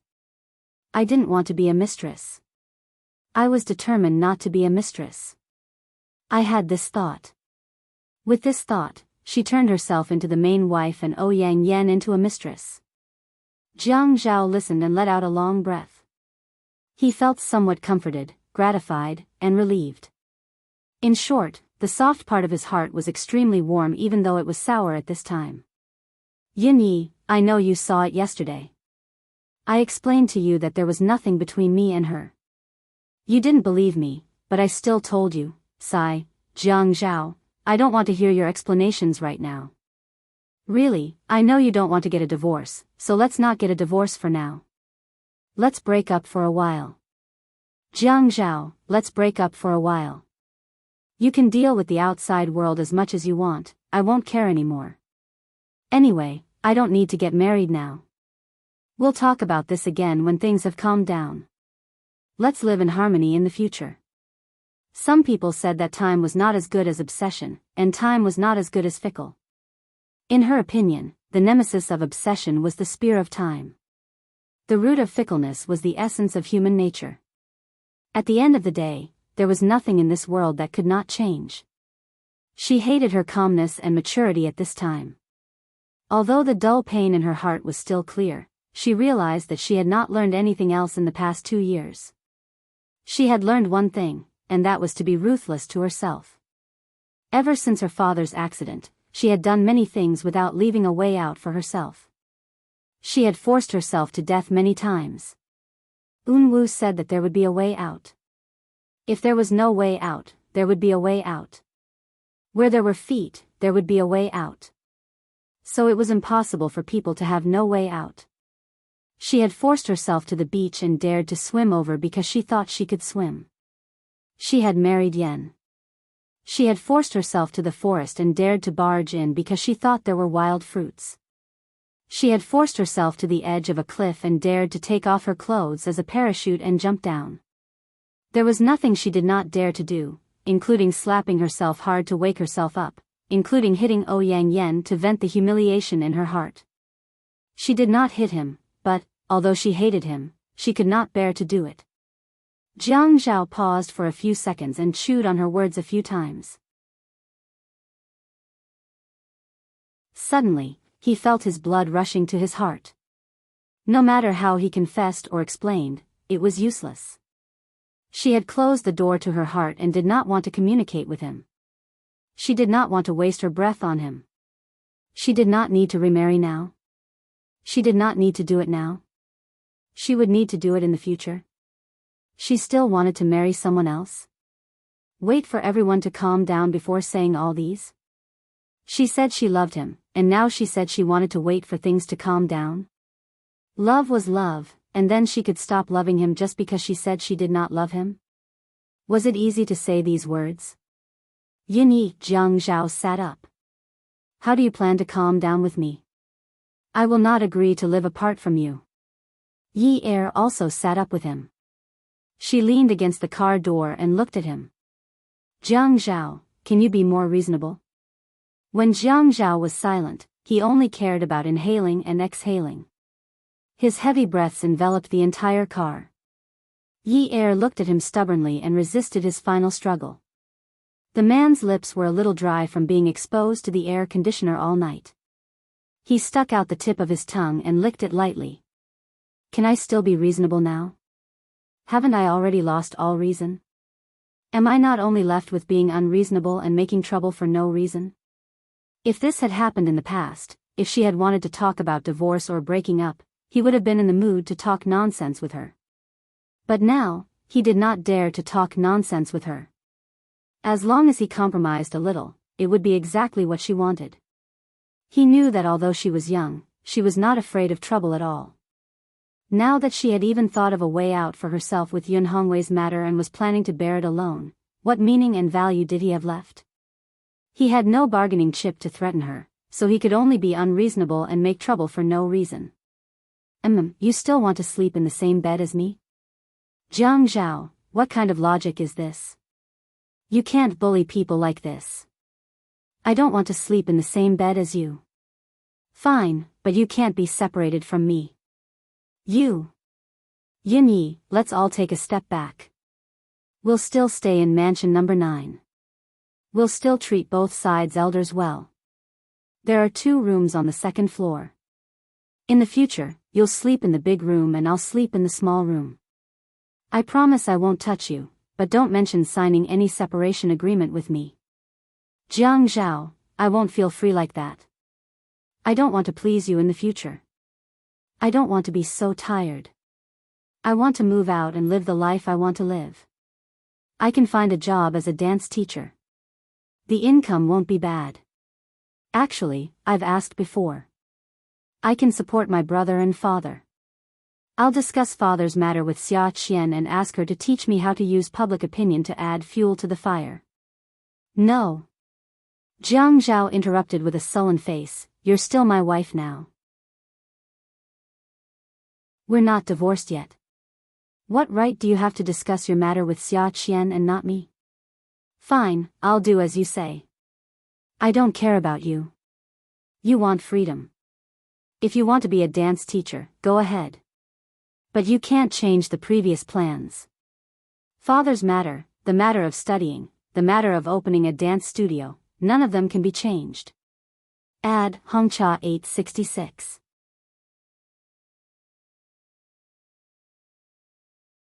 Chapter 631.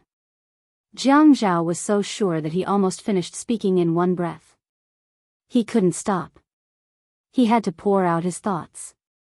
He couldn't let her make the decision. What did it look like? She wanted to draw a clear line between them. This was something he couldn't allow. If their previous plans were to change, his marriage would really be over. She was very young to begin with. It was so easy for her to forget someone. If she broke away from his control, she would become more and more independent. It wasn't a good thing for a woman to be too independent because he could clearly feel that she wanted to break away from him. First, she wanted to break away from him from a single point of view. In the end, she wanted to break away from him in all aspects. He wouldn't give her such a chance.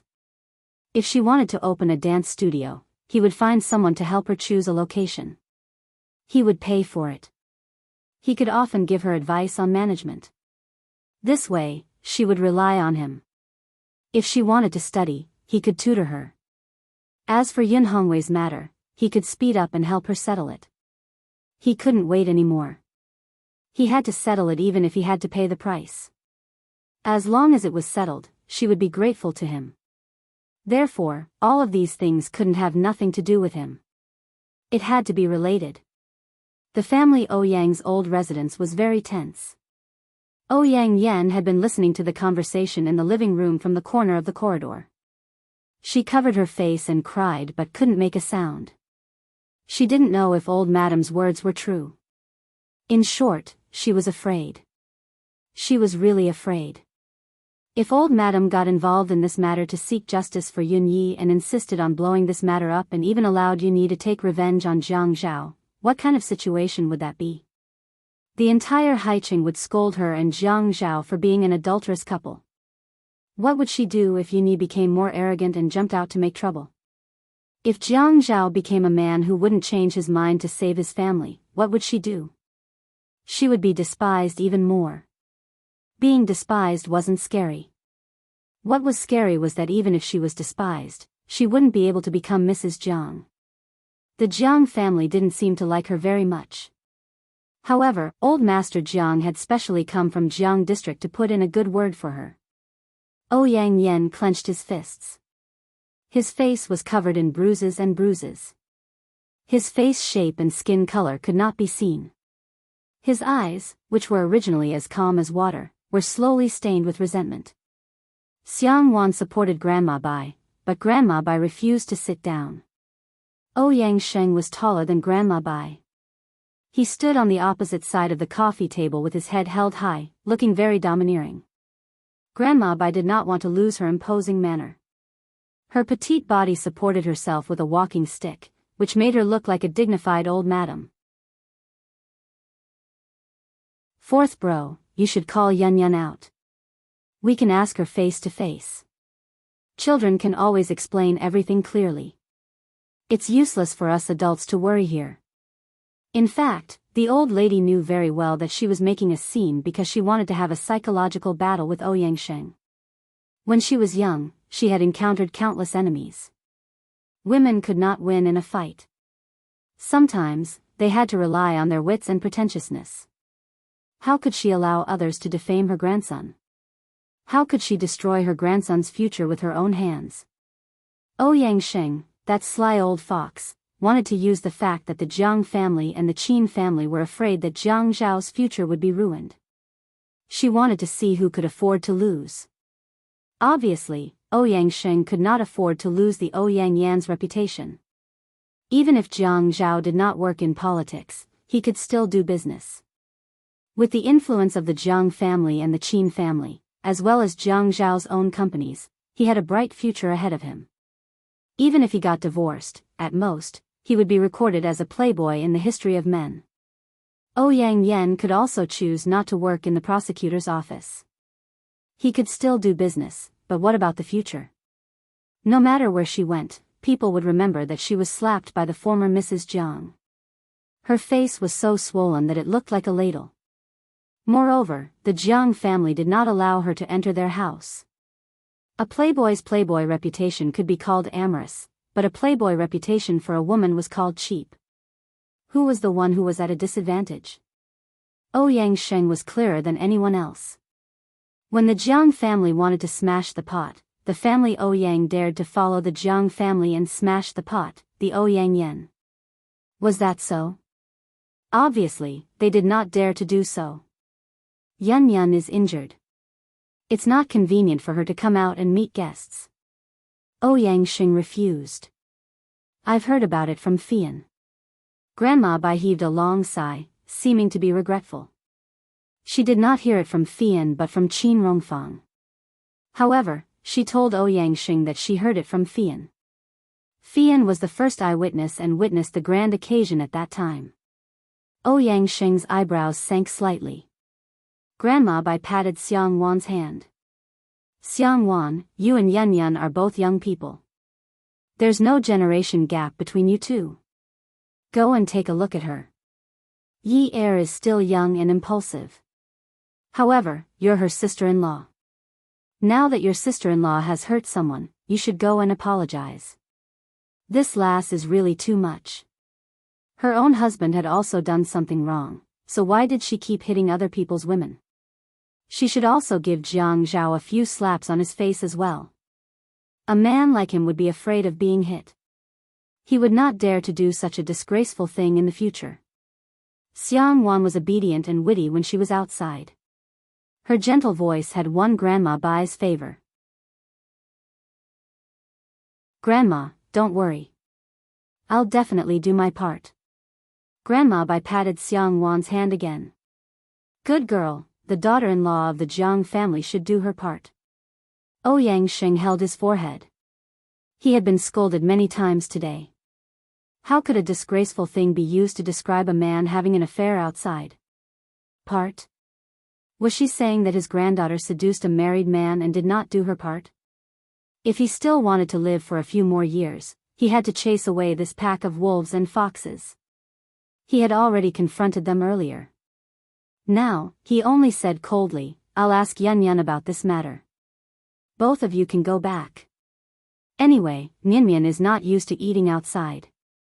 Grandma Bai laughed and stood up. She pulled Grandpa Zhang's collar. Go, go, go. Take the little devil back. You dote on him anyway. Jiang Rui carried little Ninian and stood up. Son, let's go back. Let's go play with Uncle and Auntie. Let's play marbles, okay? Xiang Wan's mouth twitched. Marbles? All the diamonds in the box at home had been taken by her son to play with marbles. She had tried to stop him many times, but he always said that they were at home. If they really could not be found, they would come out when the house was cleaned. When she was angry with him, he would say that they were just glass marbles. What kind of people were they? Qin Fian followed Jiang Liqing to find Jiang Zhao's car. When the two of them were surrounded by several military vehicles, one of them looked panicked while the other looked calm and composed. Yi Er asked anxiously, Jiang Zhao, what should we do? Dad is here. Are we in big trouble? The woman, who had just said that she would be given a holiday, quickly lost her courage and pulled Jiang Zhao's sleeve in fright. It wasn't that Jiang Zhao didn't like it. He thought, Brother Lai Qing, you came at the right time. My wife is finally willing to touch me. I haven't even jumped into the river, and she's already willing to touch me. Dad? Brother Lai Qing, you're my dad, my dear dad. Did you hear that? Your daughter-in-law is calling you dad. You have to respond louder later. I'll drink with you more next time. Jiang Zhaoxian leisurely looked at the rearview mirror and adjusted the collar of his coat. Ah, his chest muscles are really sexy. He lightly said, well, I guess he just got into big trouble. Who knows, if he likes it then so be it. What should we do? What should we do if Dad asks? What do you mean what should we do? Anyway, even if the sky falls, we'll use it as a blanket. Jiang Zhao knew that today's beating was unavoidable. Other families' children had stopped using corporal punishment a long time ago, but the Jiang family still kept this tradition. He could almost hear the whooshing sound of his father's whip in the air. How many years had it been since he was whipped because he was smart? The person who knocked on Jiang Zhao's car door was not Jiang Liqing or any other soldier or officer. Instead, it was Qin Fian, a handsome and meticulously dressed man. He was wearing a flashy green sweater in the middle of winter, and his coat was still open. With his hands in his trouser pockets, he wobbled to the side of the off-road vehicle. When he wanted to lean on it and pose, he found that the car was a little dirty, so he immediately stood up straight and knocked on the glass window of the passenger seat with his mobile phone in his hand. A pair of charming phoenix eyes overflowed with a playful smile under the lensless frame glasses. Oh, you've come all the way to the wilderness to date? Jiang Zhao rolled down the window and said recklessly, are you jealous? Jealous, right? Qin Fian looked at Jiang Zhao who was wearing a cashmere coat and Yi Er who was only wearing a sweater. He reached out and tugged at Jiang Zhao's collar. Brother, when did you go the sexy route? At this time, your style suddenly changed. I suddenly felt like I was struck by lightning. Are you planning to steal my rice bowl in the future? What rice bowl? My market is different from yours. Yes, yes, yes. I attract handsome men. You attract. Jiang Zhao noticed that Qin Fian was looking at Yi Er. When he turned around, he saw that Yi Er's face had indeed darkened. He turned around and glared at Qin Fian fiercely, reprimanding in a low voice, You only know how to find trouble for me. Qin Fian smiled devilishly, don't glare at me. Good luck to you. He paused slightly and looked at Yi Er. Yi Er heard the pause and looked up, coincidentally meeting Qin Fian's eyes. Qin Fian's eyes quickly fell on Jiang Zhao's eyes. Uncle is going to give you a heavy punishment this time. Even if you don't die, you will be skinned alive. Yi Er was shocked. She had heard that Jiang Liqing was a very cruel person, but after getting married, she didn't find out. Even if he didn't die, he would be skinned alive. What kind of concept was that? Her little fists unconsciously clenched tightly. Jiang Zhao shrugged, you don't have to say that. I can already feel the murderous intent. It was good that someone was going to punish him. The military car honked a few times. Jiang Zhao said to Yi Er, drive. Follow Dad's car. If you're tired, I'll drive. Qin Fian walked out of the driver's seat and opened the car door. Sister-in-law, you sit in the back. I'll drive.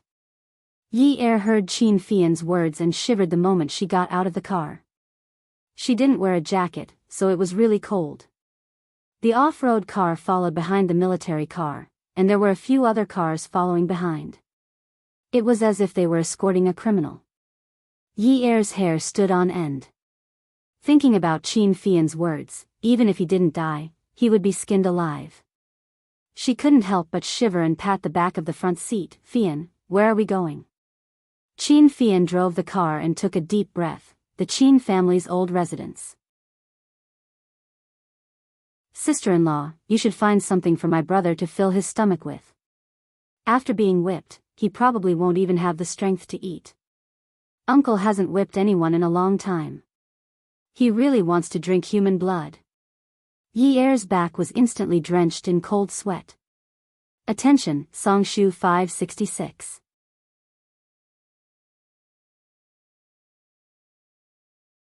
Chapter 632.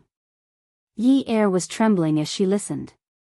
She sat behind Qin Fian and saw that the man in the front passenger seat was sitting there like a dead pig, unafraid of boiling water, as if he was resting. He had always been like this, able to take everything calmly and not panic in the face of danger. Yi Er tilted her head over. Fian, do we have to go to the Qin family's old residence? I haven't eaten yet, I'm a little hungry. Yi Er knew that this trip boded ill rather than well. Qin Fian usually spoke so casually. Although she couldn't tell if he was lying or not, she knew that he wasn't joking just by looking at the military vehicles. She wanted to escape. Qin Fian wasn't a fool. Even if Jiang Zhao wasn't dressed to the nines like him, he was still decent and elegant. Now that he was dressed so comically, it was obvious that he was chasing his wife. This matter wouldn't end so easily. But Yi Er's worries were clearly heard by him. Remembering that his brother had been troubled all night, Qin Fian decided to help him. Sister-in-law, I'm afraid we can't leave now. There are military vehicles in front and behind us. If Uncle gets angry and catches us as deserters, it'll be even worse. You can go back to the Qin residence and find something to eat. Anyway, you won't be whipped, my brother will be the one getting whipped. It would have been better if Qin Fian hadn't said it, but once he said that Jiang Zhao would be whipped, Yi Er's heart couldn't help but tremble. She clenched her little fists and trembled. He's already so old, why does he still have to be whipped? Jiang Zhao's eyes were still closed, but his eyelashes fluttered. The corners of his mouth curled up imperceptibly as he sighed. Family law. That's how our family works. He wasn't lying. If a father wanted to call for a whip, no matter how old his son was, the biggest concession he could make was to find a secluded place where no outsiders could see. He wouldn't call for a whip above his neck where outsiders could see. This was already a huge honor. He smiled. It was just that he knew that there was someone worried about him. It felt really good to have a woman he liked worry about him. Why didn't he experience it earlier? Qin Fian felt that he should add more firewood to Yi Er, so he said to Jiang Zhao, Bro, do you know that you're going to the execution ground? Should I get some clothes? When you get home, eldest uncle will definitely tell you to take off your coat and wear a shirt to cover it. Otherwise, eldest uncle's whip that has been with him for decades is made of real leather. It's very heavy. Even the sound of the whip hitting the air is very shocking, not to mention hitting human flesh. Yi Er was indeed scared stiff. She was so scared that her heart was in a mess. She leaned against Qin Fian's seat and gripped the edge of the genuine leather seat tightly. Her fingertips made a goo-goo sound as they rubbed against the genuine leather. She took a deep breath and said seriously, Fei Yan, take off your sweater and let Jiang Zhao wear it. Jiang Zhao turned his head and saw Yi Er leaning against Qin Fian's seat, looking straight at Fei Yan. Her gaze was very penetrating. Nervousness and worry, fear and panic. These things were all because of him, right? Why didn't he notice it before? Yin Yi, Yin Yi, how good were you at acting in the past? When you looked into my eyes in the past, you were provocative and not serious, stubborn and unwilling to admit defeat. When I asked you, you didn't mean what you said. When I didn't ask you, you didn't mean what you said. But at this moment, that soft spot in his heart seemed to be constantly being rubbed by someone. Rubbing and rubbing, rubbing out a puddle of water. Yi Er was completely unaware of Jiang Zhao's attention. She was still anxiously waiting for Qin Fian's reply. Jiang Zhao looked at Yi Er and said quietly, "Yun Yi, don't worry about it. The sweater still has to be taken off. My dad is not a fool. How could he let someone get whipped while wearing clothes?" Yi Er looked back at Jiang Zhao's eyes. She saw that his eyes were as calm as the surface of a lake in a painting.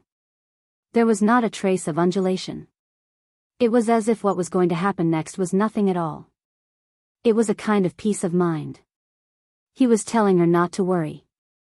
So it turned out that one could communicate with their eyes. Why were his eyes so deep and messy in the past? It made her unable to see.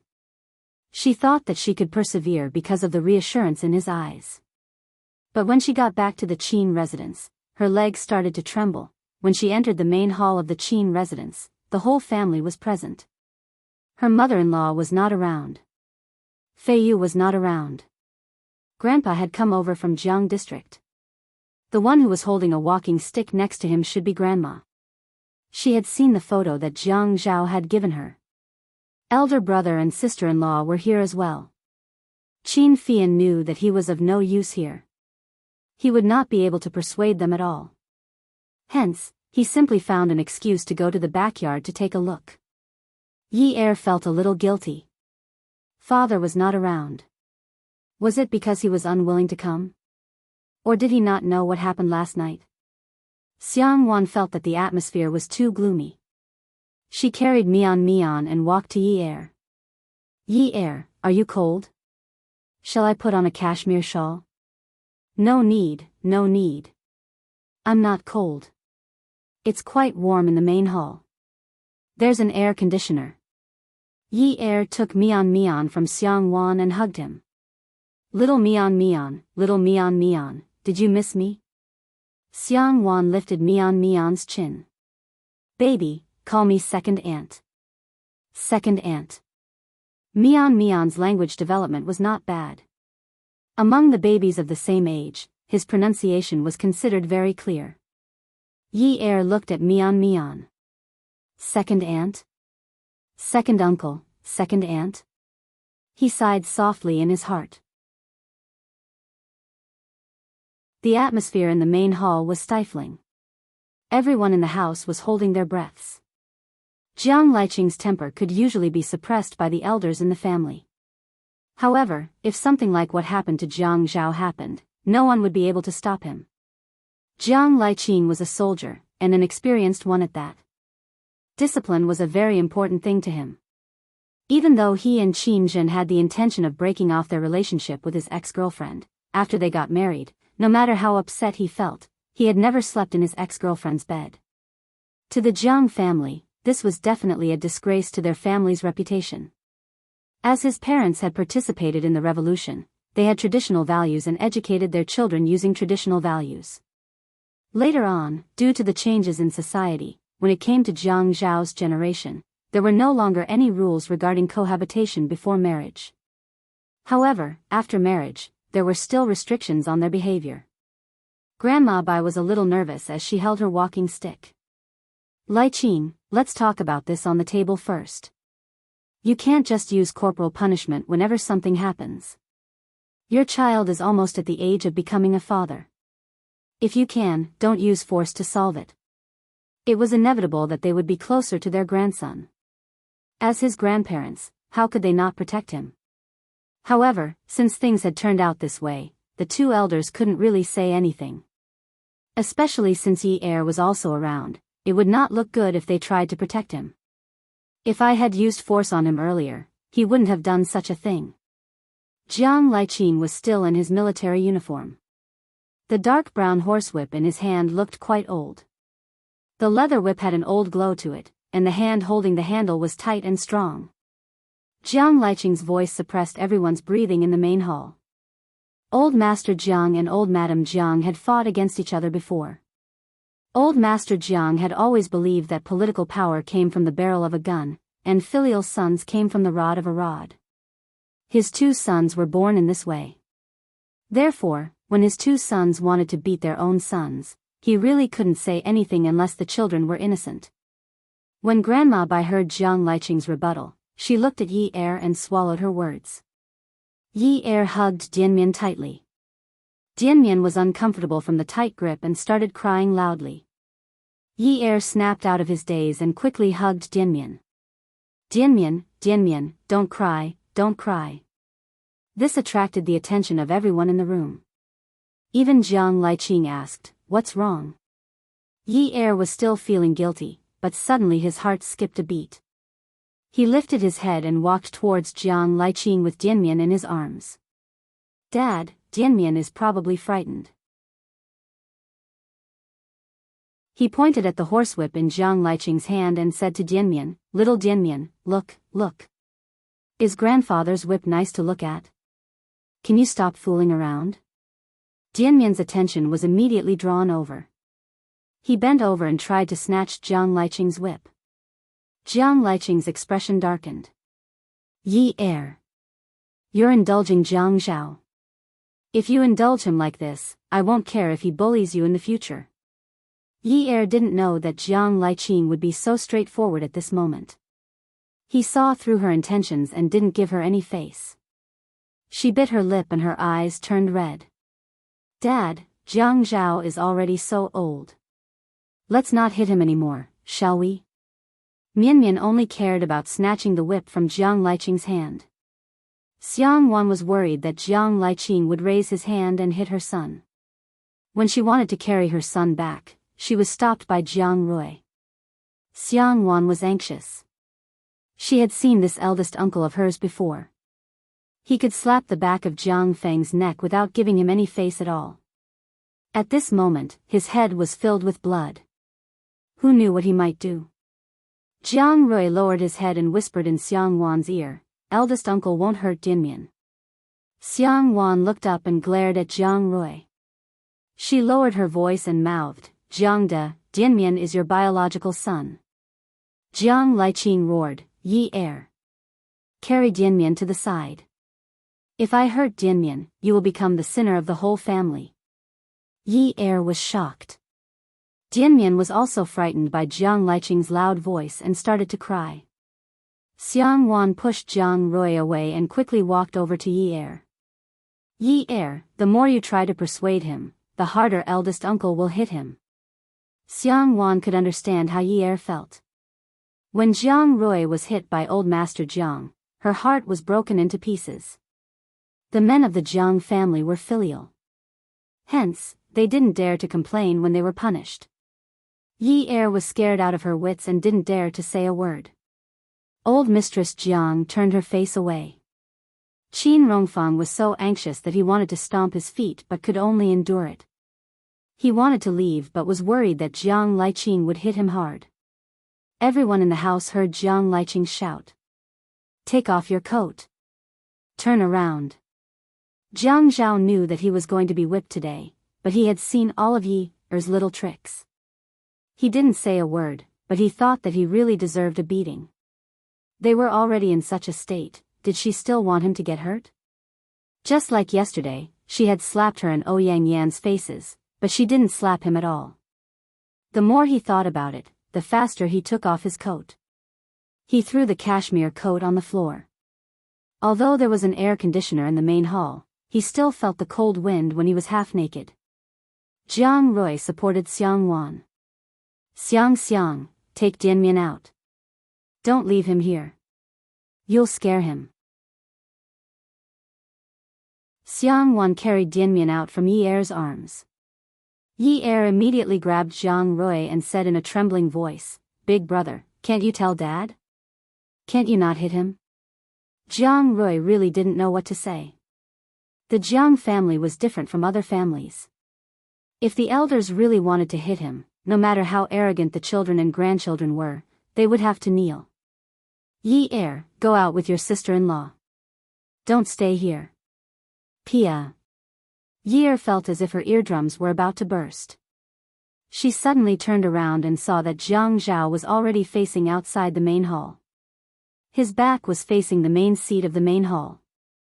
On his back, which was still sturdy and broad just a moment ago, there was now a long and ghastly wound. Qin Fian said that eldest uncle's whip really wanted to drink human blood. Yi Er covered her mouth. Unknowingly, tears were already on her face. That whip was obviously aimed at her heart. When the whip landed, her heart was bleeding profusely. Welfare, Hongcha 866.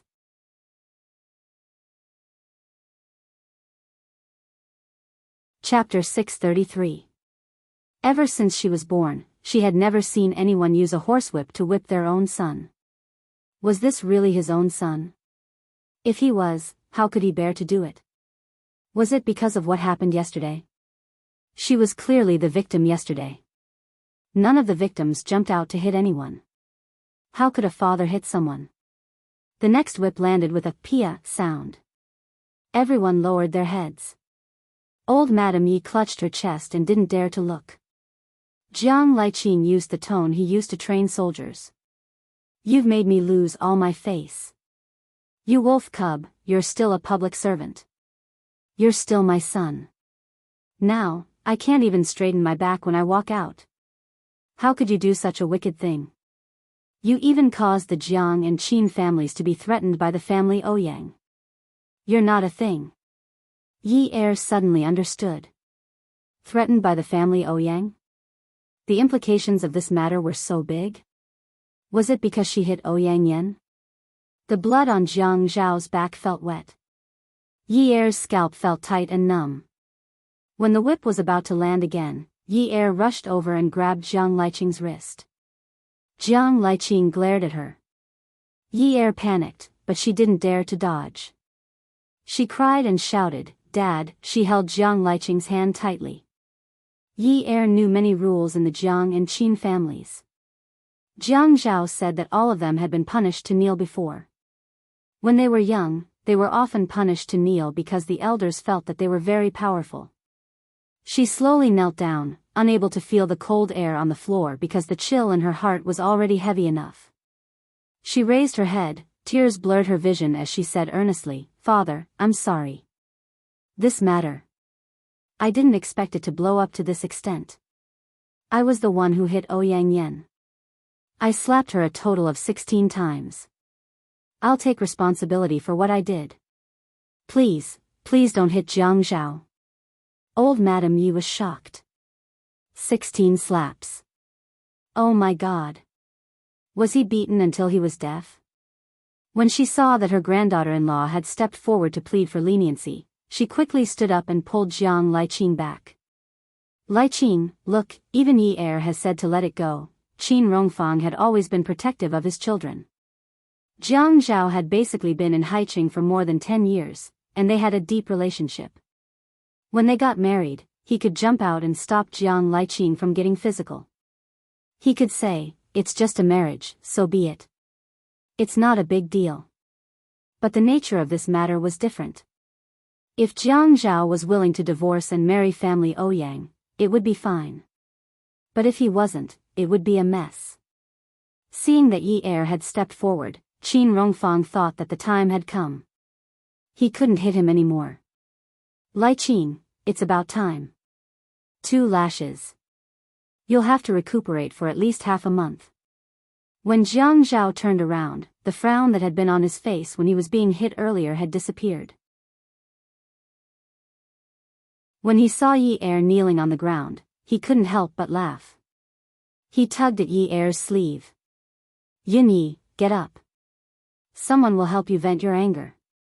When you're no longer angry, let's go home, okay?" Yi Er's heart ached. This wasn't the right way to vent his anger. He let go of Jiang Zhao with one hand, but he didn't dare to let go of Jiang Liqing's hand with the other. He pushed Jiang Zhao away and said, "It's none of your business. All right, I won't bother with you. Get up. Don't kneel. It's winter. Or you can go home first.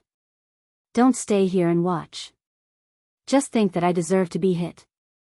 You can't do it, so your father-in-law will do it for you.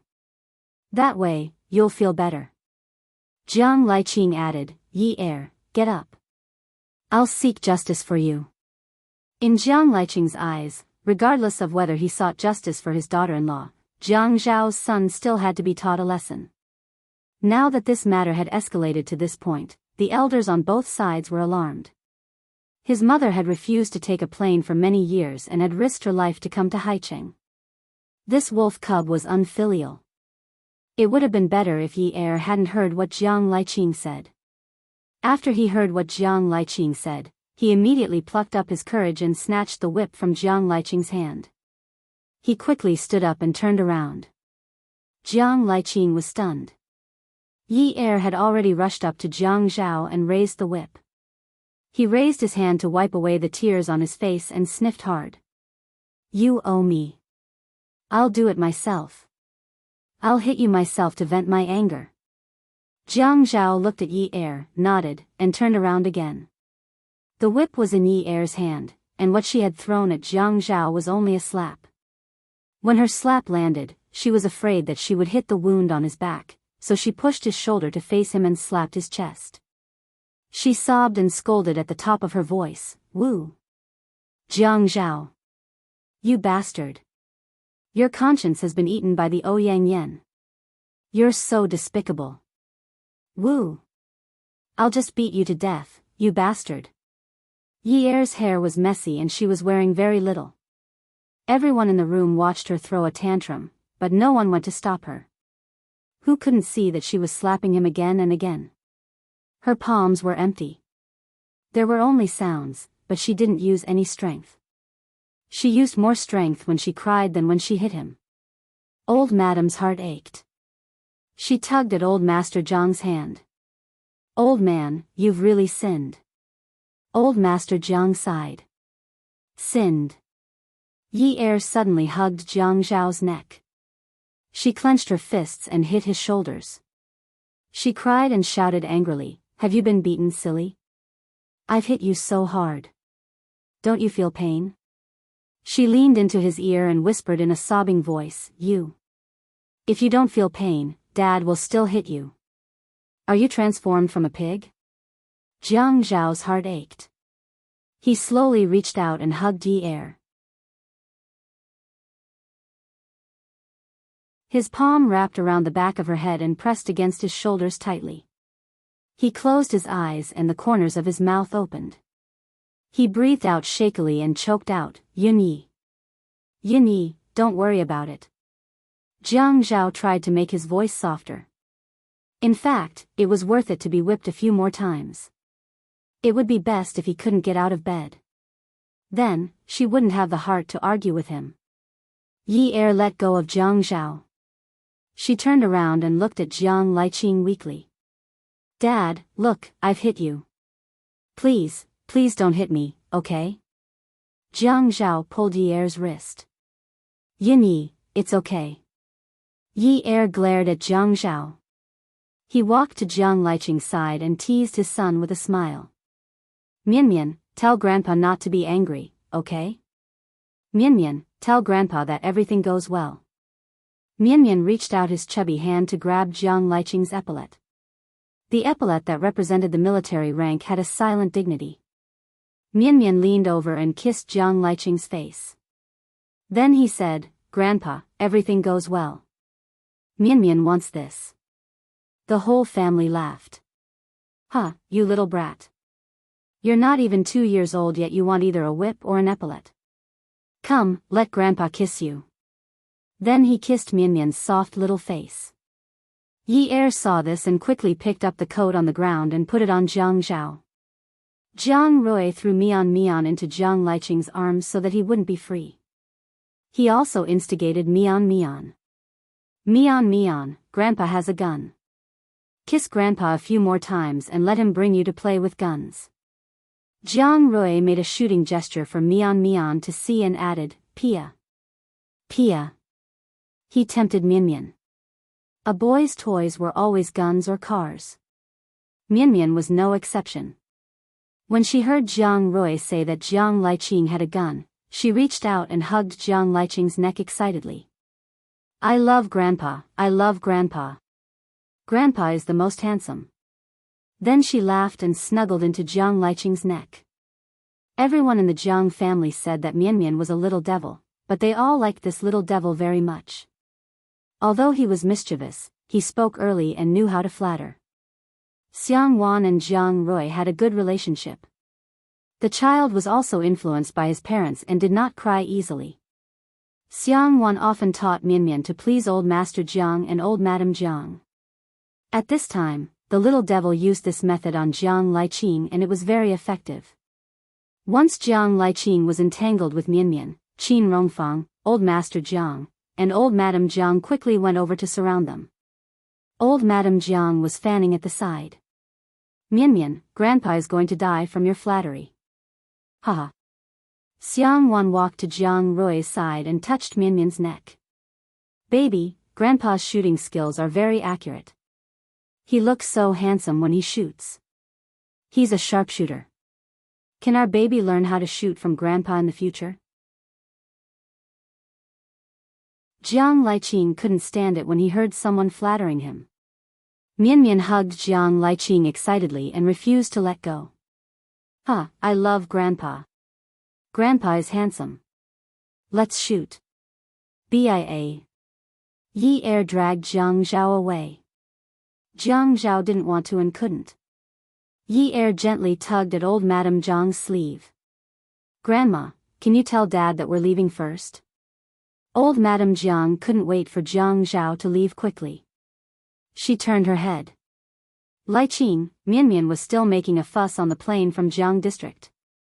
Now that he's not making a fuss anymore, he likes you a lot. Can you help him play with you? Jiang Liqing wasn't a fool. How could he not see that his family was getting along well? After all, he was old now. He wasn't as hot-blooded as he used to be when he was young. He had used all his strength to whip Mian twice and saw blood. Just like what his father-in-law said, Mian had been recuperating for half a month. In fact, his heart ached for her too. Hence, he carried Mian and walked out of the hall. When he passed by Jiang Zhao, he said, "Go back and reflect on yourself." Old Madam Jiang pushed Jiang Zhao and said with a sullen face, "Why aren't you going back with your wife? We won't let you stay for dinner today." Old Madam Jiang wasn't sure if Jiang Liqing would throw a tantrum again after a while, so she felt more at ease sending him away. Yi Er forgot to exchange pleasantries with the whole family and hurriedly pulled Jiang Zhao away. Qin Fian sat on the swing in the side courtyard. It wasn't that he didn't hear the commotion in the main hall. It was so loud that it was hard not to hear it. He thought to himself that the 2 whippings he took today were worth it. He raised his wrist and looked at the time. The surface of the watch was clean and bright, and the diamond inside shone brightly under the sunlight. He tapped the surface of the watch with his other hand and chuckled. Fake watch, what a beautiful fake watch. Jiang Zhao thought that the matter was over. Since Yi Er had jumped out to help him, he thought that since he had already lost his face, why should he care? It turned out that there was no difference between losing face once and losing it 10 times. Hence, he sat in the front passenger seat and pulled Yi Er's hand. "Honey, I'm hungry." The tears on Yi Er's face had dried, and his face was as cold as it was in the morning. He swung his arm and slapped Jiang Zhao's hand away. "Stay away from me. I told you this morning not to touch me." "Oh." Jiang Zhao retracted his hand. He couldn't even pretend to be cool when he was in the wrong. "But you touched me first. I'm not going to talk nonsense with you. I'm sending you back now." "What about you?" "I'm going out to look for a house." Jiang Zhao knew. Yi Er groaned in her heart. "You don't have to move. I'll move. Don't let Dad find out. Just say that I'm on a business trip. You saw for yourself that Dad wasn't around today." This means that the Jiang and Qin families didn't tell Dad about this. You don't want him to worry, right? After all, in his eyes, we are still very loving. He has a weak heart, right? Yi Er drove the car. She thought that this was good too. She didn't want to agitate Dad. Beauty novel, Songshu 566.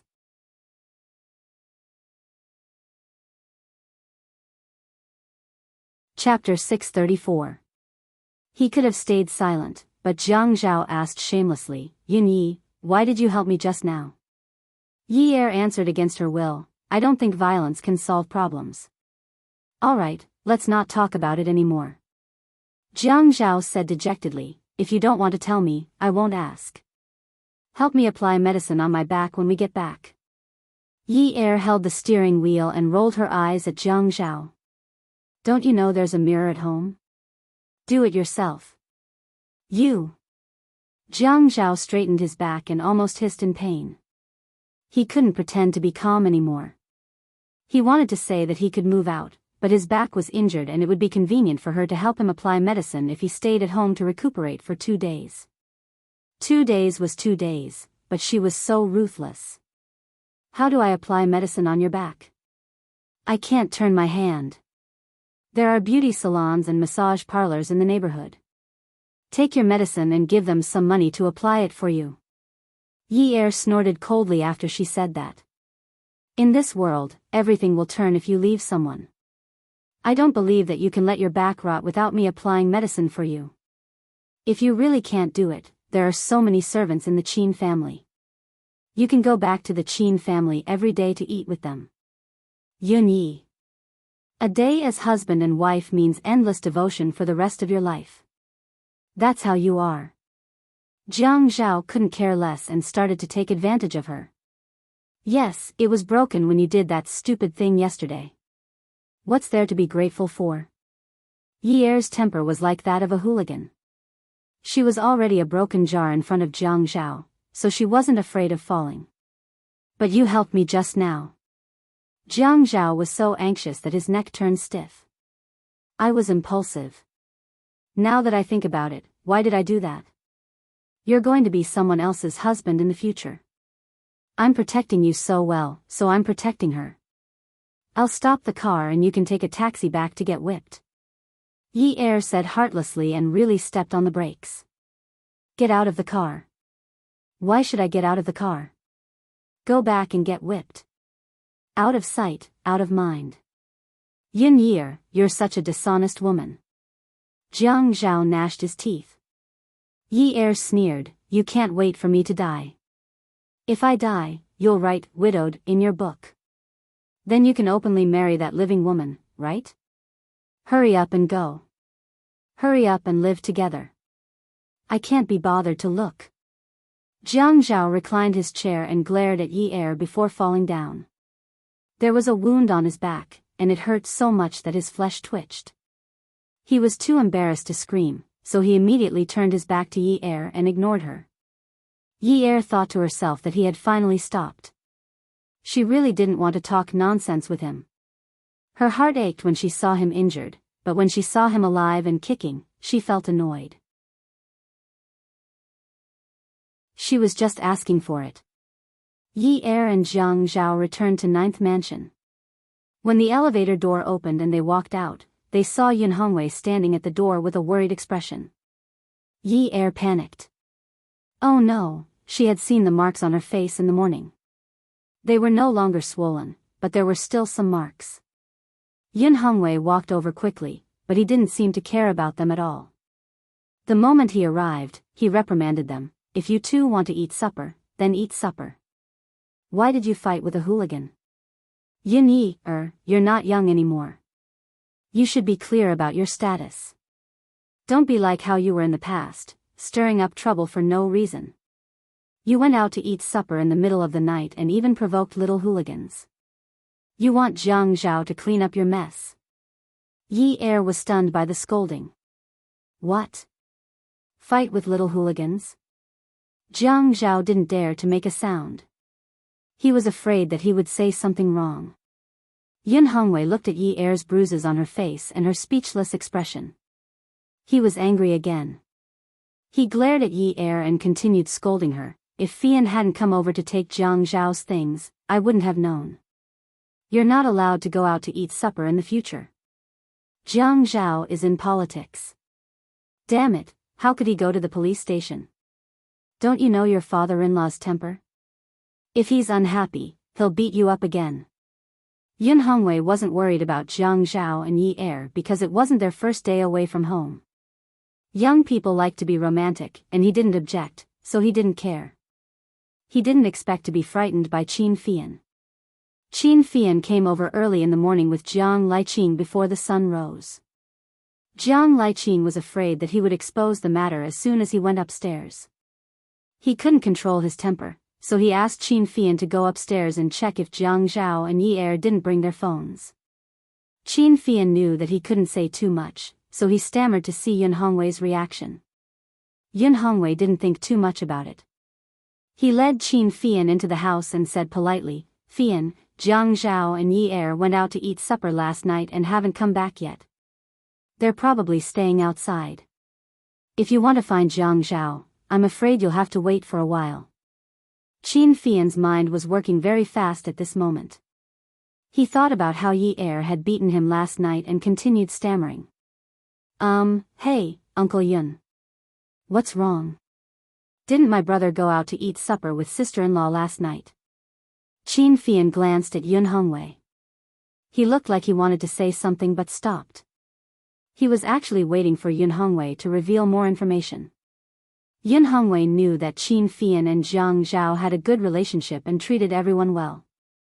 Moreover, Qin Fian looked like he wanted to say something but didn't dare to. Yun Hongwei was worried sick. He thought that something big must have happened, so he asked anxiously, "Did something happen?"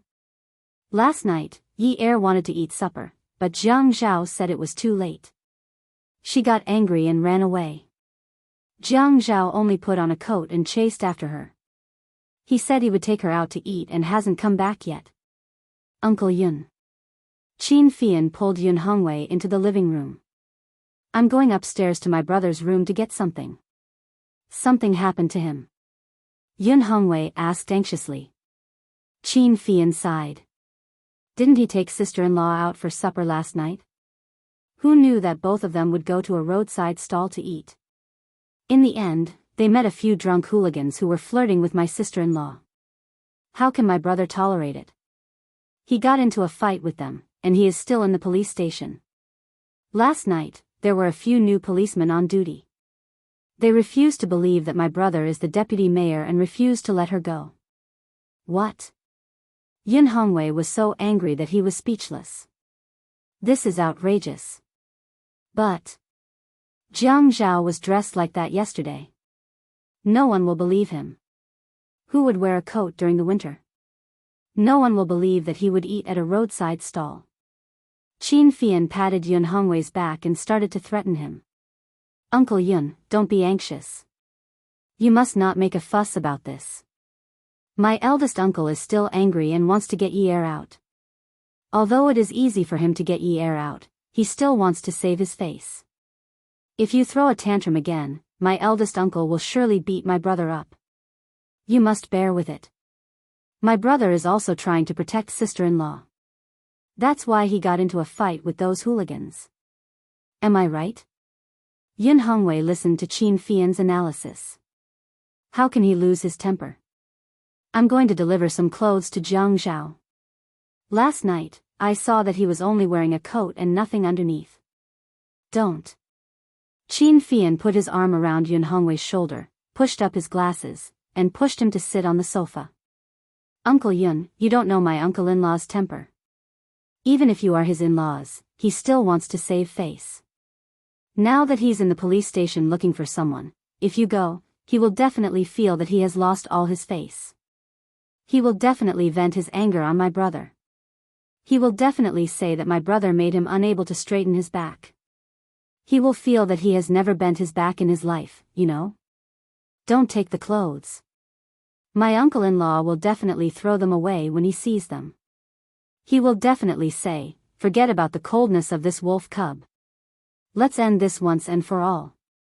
Qin Fian went upstairs alone and entered Jiang Zhao's bedroom. He called both of their mobile phones, and they were still in their pockets. After confirming that they did not bring their mobile phones with them, he went downstairs. As long as they did not deliberately ignore their family's calls, it meant that they were not so weak that they could not be dealt with. Yun Hongwei was basically frightened by Qin Fian. Until Qin Fian left, he was anxious and did not dare to go to the police station to take a look.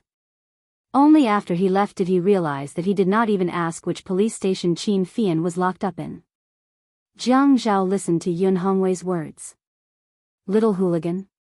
Locked up in the police station? Good lord, Fian was really his biological brother. Now the wound on Yi Er's face had a source. He hugged Yi Er's shoulder. Dad, it won't happen again. Yi Er was very cooperative and stuck to Jiang Zhao's embrace without moving. Jiang Zhao smiled. Yun Hongwei stood in the same place. Go in, he said coldly. Jiang Zhao looked at Yun Hongwei's expression as he glared at Yi Er. There seemed to be a kind of anger in his expression. If it was any other time, he would have to explain and protect his wife. But now that he was at a low point, Yi Er also had the intention to help him cover it up. And the purpose of covering it up was clear to him. Yun Hongwei wanted Yi Er to be happy, and Yi Er was also afraid that Yun Hongwei would be worried. It was not that he was heartless or unjust, but at this time, he also had no other choice. Yi Er now had the intention to fight to the death with him. He had to think of a way not to move. He walked to the shoe cabinet and changed his shoes. He bent down and frowned painfully. A hard-to-suppress groan came out of his mouth. On the way back, Yi Er had told himself that he had to be more ruthless with him. After all, he had already been whipped and no one would continue to hit him. Leaving the wound would be good as a lesson for him. So when Jiang Zhao cried out in pain, Yi Er pretended not to see. He changed his shoes and went upstairs. Jiang Zhao knew that Yi Er would ignore him, so he was not surprised. But Yun Hongwei played right into his hands. He came over and asked, Jiang Zhao, what's wrong? Jiang Zhao said a little embarrassedly, Dad, it's nothing. After saying that, he straightened his back unnaturally. He purposely tried to separate his back from the material of his clothes. The large lapel in front of his chest exposed his chest. This looked really undignified and very comical. Yun Hongwei had always known that Jiang Zhao was a person who placed a lot of emphasis on appearance. The things in the house were placed very neatly and were very clearly categorized. There were some small drawers under the big tea machine in front of the sofa. What things were placed in each drawer was carefully categorized. The remote control was all placed together and could not be thrown around randomly. Although his clothes were not fashionable, he had always been meticulous. Today's messy and undignified appearance made Yun Hongwei a little worried. Is your back hurt? In Yun Hongwei's eyes, Jiang Zhao stooped and stood up with his back leaning back because he was afraid of touching his back. The wrinkles on his eyebrows couldn't be for no reason. Was it the little hooligan that Qin Fian mentioned? Or was it his in-law's whip? No.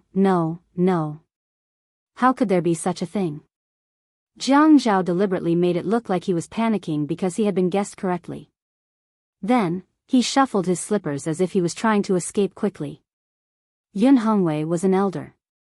Jiang Zhao called him Dad and also cared for Yi Er very much.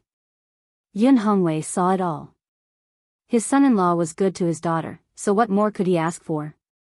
He was definitely satisfied with Jiang Zhao. At this moment, he was dodging because he was afraid that he would worry. Jiang Zhao, take off your jacket. Yun Hongwei was unwilling to let Jiang Zhao go. Dad, why do I have to take off my jacket? It's so cold. The temperature in the house is constant.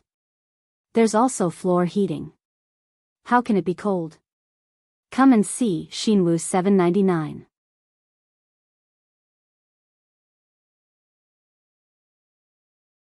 Chapter 635. After a long period of stalemate, Jiang Zhao, reluctantly, took off his jacket, revealing his perfect upper body that was firm and not too fat. Then, under Yun Hongwei's request, he reluctantly turned his back around, revealing his bloodied back to Yun Hongwei.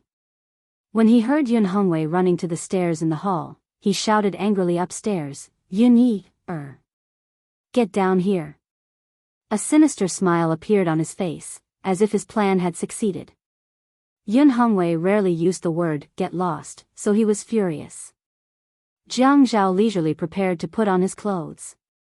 Anyway, Yun Hongwei was the only one in the family who could control Yi Er, so he couldn't blame him for using Yun Hongwei against her. Who told her not to reconcile with him? Who told her to be so fierce? Who told her to say one thing and mean another? Who told him to want to reconcile with her? As soon as Yun Hongwei finished shouting, he turned around and saw Jiang Zhao about to put on his coat. He immediately stopped him. Jiang Zhao, what are you doing? Don't wear it. Look at your back. It's completely burnt. Your clothes are dirty. It'll get infected. Jiang Zhao said, "Oh." He snorted and said, "I'm fine." He didn't even care about his wife. If it got infected, so be it. When Yi Er heard Yun Hongwei shouting for her so loudly, she immediately ran downstairs. To be honest, it was already past noon and she hadn't eaten yet. She was starving, but she didn't feel dizzy at all. It was really strange. When she ran downstairs and saw Jiang Zhao shirtless, she was stunned. After a moment of clarity, she said, "Jiang Zhao, what are you doing?" "Yun Yi. Go and take a look at your husband's back." Yun Hongwei was furious. He knew that Yi Er was throwing a tantrum and ignoring Jiang Zhao because she was unhappy about something. Did he waste his time talking to her? Even if she was throwing a tantrum, her husband, the pillar of the family, was severely whipped. How could she run upstairs like this? Jiang Zhao said embarrassedly, "Dad, I already said that it's fine." Yun Hongwei did not answer Jiang Zhao. Instead, he looked at Yi Er and said coldly, "Yun Yi, take Jiang Zhao to the hospital immediately. Otherwise, he will be infected." When Yi Er saw Jiang Zhao's pitiful look, he got angry. Really, who didn't know how to act pitiful? She knew how to do it too.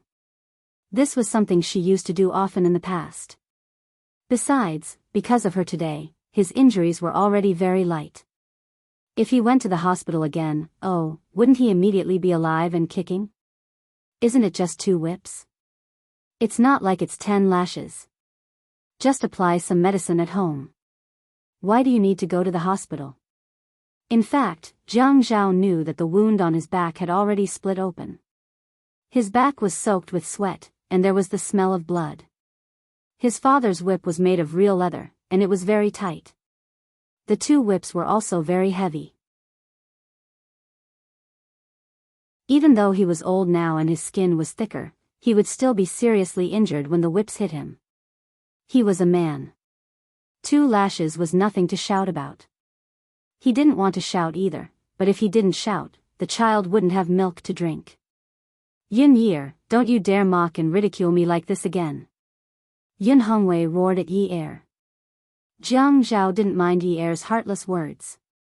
She deserved to be vicious, and he deserved to be scolded.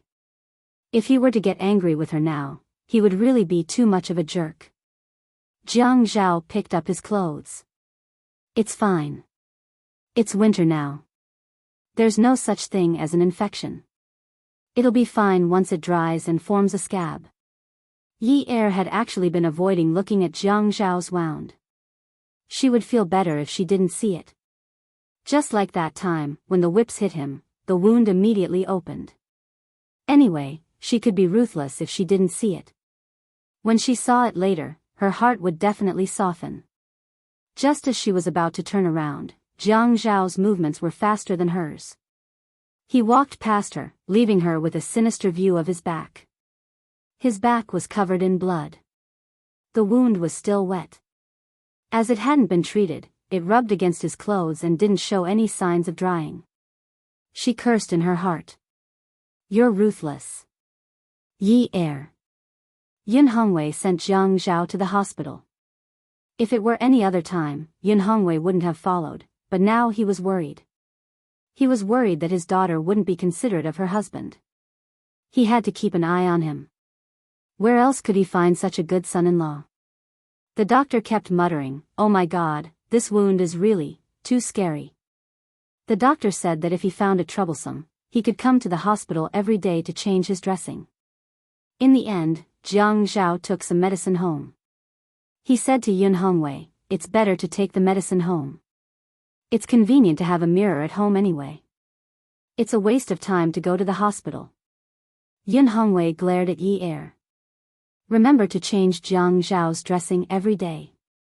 Jiang Zhao turned his face away and pretended not to see Yi Er's eyes that looked like he wanted to eat him up. The two of them didn't eat. They found a restaurant to eat and then went home. When they got home, Jiang Zhao was chased to another room by Yi Er. Call me when it's time to change his dressing, Yi Er said and closed the door for Jiang Zhao. Jiang Zhao smiled.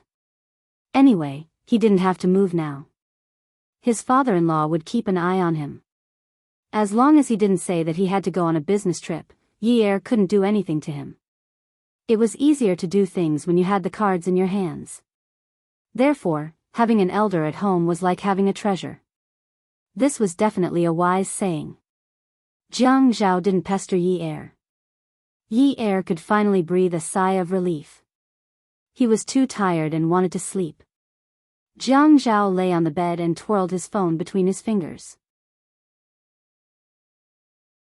After playing with it for a while, he swiped open the interface and found Zhuang Yichen's number. He dialed it. Zhuang Yichen was at Xingchen Building. After an emergency meeting, the door to the conference room was pushed open. Li Yong, who was in his 40s, walked over with Zhuang Yichen's phone and handed it to him. Young master, there's a call. Between his steps, there was a heavy and powerful aura. A man like this could only be looked at and not touched. This was because although a man who didn't smile was cool, he was also very fierce. Dozens of secretaries who wanted to flirt with him had been replaced. Now that the atmosphere in the office was good, not many people were willing to risk losing their jobs to give hearts to this cold man. Zhuang Yichen held the phone but didn't pick it up. He walked straight to the CEO's office. Li Yong opened the door for him. Zhuang Yichen said in a rare and amiable tone, "Uncle Li, please close the door for me." In the whole of Xingchen, only Li Yong had such treatment. Li Yong basically knew everything about Zhuang Yichen, including his private matters. Li Yong nodded and waited for Zhuang Yichen to enter the office before closing the door. Zhuang Yichen picked up the phone and sat down in his office chair. The cold air dissipated a lot. "Brother Zhao, you're not working today?" Jiang Zhao sat up from the bed and raised his handsome eyebrows slightly. The wound on his back was slightly pulled, but he didn't care. He didn't panic at Zhuang Yichen's straightforward question. After raising his handsome eyebrows, he slightly lowered them. When his eyes darkened, he slightly narrowed his eyes and a faint evil aura overflowed. It seemed that Zhuang Yichen had also heard about it. The family Ouyang was really capable. He seemed to be amiable.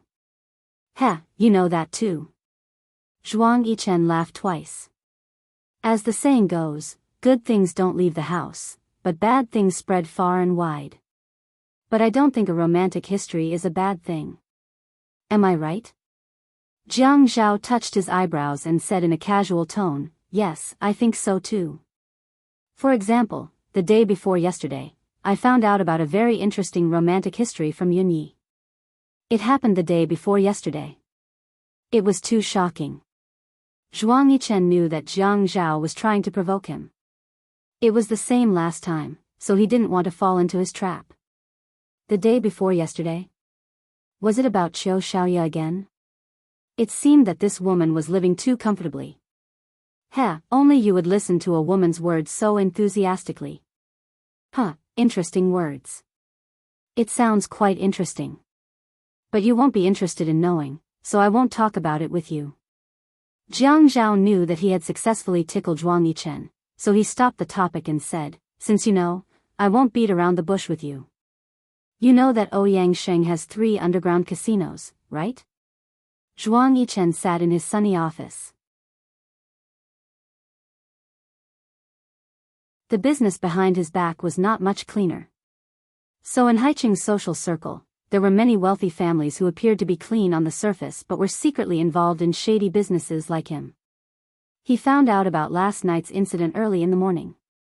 Family Ouyang had servants with big mouths, so the secrets of wealthy families spread very quickly.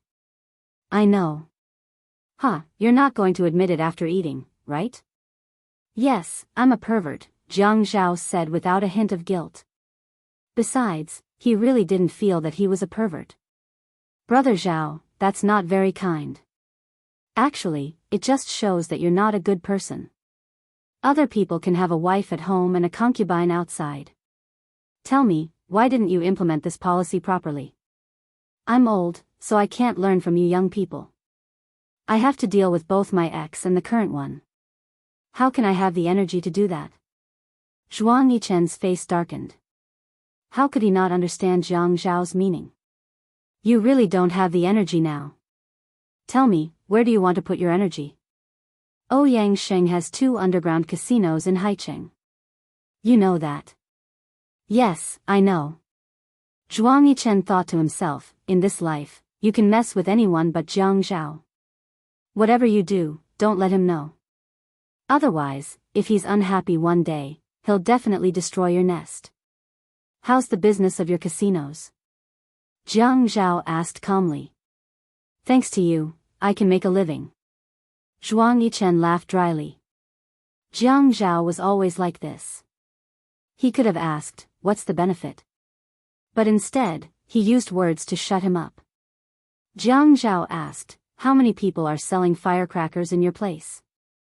In written language, firecrackers are called loan sharks. I don't care. My subordinates are. If he were to take care of the loan sharks, he wouldn't have to do anything else. Then tell the manager tonight to let the firecrackers bring some of your guests to Ouyang Sheng's place to gamble. His nephew is in charge of the casino in the west corner. As long as you see him there, make some trouble. Remember, you must only make trouble when his nephew is there.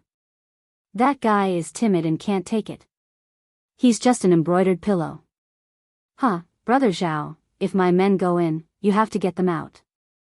I don't believe that people can keep their mouths shut these days. Although Zhuang Yichen knew that there was a risk, he believed that Jiang Zhao had the ability. They had been in a difficult situation for many years, so they were confident. Yes, I know. I'll make the arrangements. Zhuang Yichen listened to the phone and nodded. He asked again, since you know where his casino is, why don't you just destroy it and show him who's boss? Don't tell me you only want to expose his nephew and damage his reputation a little. He didn't believe that Jiang Zhao was someone who would go easy on him. What do you mean by showing him who's boss? The Zhuo family is working on a big project with the family Ouyang. I can't damage the Zhuo family's interests for my own matters. I can't make it too ugly on the surface. When the project ends in March next year, I'll deal with him. So now, I can't let him feel that I'm messing with him. If I drag someone over to destroy his casino, he'll definitely guess that it's me and be on guard. But I have to vent my anger and damage his reputation. It'll affect his business and reputation, and fine him a huge sum of money. Welfare, Xinwu 799. You're tuning into the Dreamy Love Stories YouTube channel. Don't forget to subscribe and join us on this journey to catch the most captivating stories.